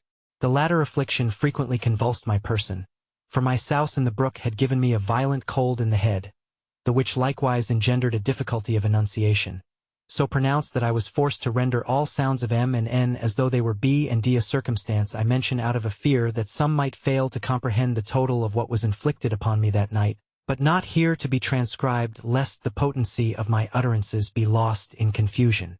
Long before I finished, the landlord had grown sober and plaintive near to the point of tears. "Oh, that punch!" he exclaimed, shaking his head ruefully. "'Twas it led me into this business. Never again will I touch a drop of punch. Ah, but surely you don't mean—" "I don't mean," I cried, hastening him on with a whack from the flat of the cutlass. "I don't mean. You will see." Meanwhile, you are going straightway with me to Mr. Gray and his daughter, or I hale you before the nearest magistrate on a charge of attempted robbery by force and arms on the King's highway." He was red by habit. Now he became sickly yellow and remained so. "Law! Law! 'Twas but a hodgepodge of a jest. What harm in the world was in it, Mr. Sudbury? Now, why disgrace Mr. Fentress, and belike ruin me and my house, for this little confession or the gallows?" I answered, with so inexorable a mien that he looked even sicklier than before, and there was nothing like laughter in the man. He could only groan out useless explanations and protests, saying over and over, "But we thought you sound asleep, safe abed, sir," as if that completely excused his execrable conduct. I continued to threaten him with both the weapon in my hand and the terrors of the law until, as we approached the inn, his great body seemed too much weight for his knees, and he was but a heap of flesh and sorrow. "Confession is your only salvation," I exclaimed repeatedly. "Otherwise you climb the gallows steps. Hasten. We follow them to Mr. Gray's instantly." "Ah, now if you'd but listen," he expostulated. "Mr. Fentress is your friend. This will destroy him if you proceed with it. You can't mean to do him such an ill turn." "Not another word. We stop only for horses and ride straight after them. There's no need, if you're set on this cruelty," he answered, hanging his head like the shamed man he was. "They are at the tavern. Mr. Fentress promised beforehand he would persuade them to stop there for breakfast and recuperation.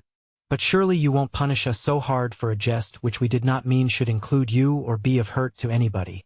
And for my part one was only talked into it after. I bade him be silent, and sternly drove him on, my choler mounting higher and higher, not lessened by imaginings of that arch-hypocrite, William, reinstated with the Greys by this false rescue. I saw him, the deceiver and traitor, receiving the adulation due a hero, and ensconced in shadowy corners with Miss Sylvia during the holidays, while I was left to perform the unmerited task of renewing my conversations for the benefit of the aged father alone. No, 1,000 times no. William Fentress was in my power, and how well he deserved to be humbled and exposed for all time. There sounded a call from ahead, and I was aware of a horseman who made his approach at a rapid gait. Taking off his hat with a flourish, he disclosed to our eyes the features of the ribald O'Donnell. He was mounted on his own horse, his saddlebags betokening his intention to continue his journey. He hailed the innkeeper with a shout. "We missed ye. Hogue T and I placed meself at the head of a reconnoitring party, consistin' of meself, to look for ye. Saints and martyrs, what black tatterdemalion have ye there?" He squinted his eyes and stared at me, astonished. "Are ye captive to a blackamoor? Or are ye just tawin a gentleman got up for a masquerade? Pay no attention to him, or you suffer from my steel," I said savagely to Hogue. "Have you not already followed the malevolent advisings of the meddlesome and mischievous to your present undoing? Concentrate your mind upon your miseries, and be the gods of perdition." "'Tis me, little man," cried O'Donnell, reining back. "Young Erasmus." "No, yes, no, upon me soul it is, 'tis that marvellous bird a-drivin', our quadruplex Bacchus be force and arms at the point of the sword, and as disfigured as St. Peter's toe." He rode up beside us. "What in the world has happened to ye, me Achilles? And what has Hector done that ye drag him round the walls in ignominy and disgrace?" He seemed utterly taken aback. "Go your ways, Captain Blacknightle," I answered grimly, "and be glad that you escaped the scaffold. This wretch comes with me to make his confession to the unprotected old man whose carriage you so treacherously assaulted." "Ha, ha!" shouted the disreputable Irishman. "Is that the tune of it? And so ye weren't Abed, after all, me little Achilles?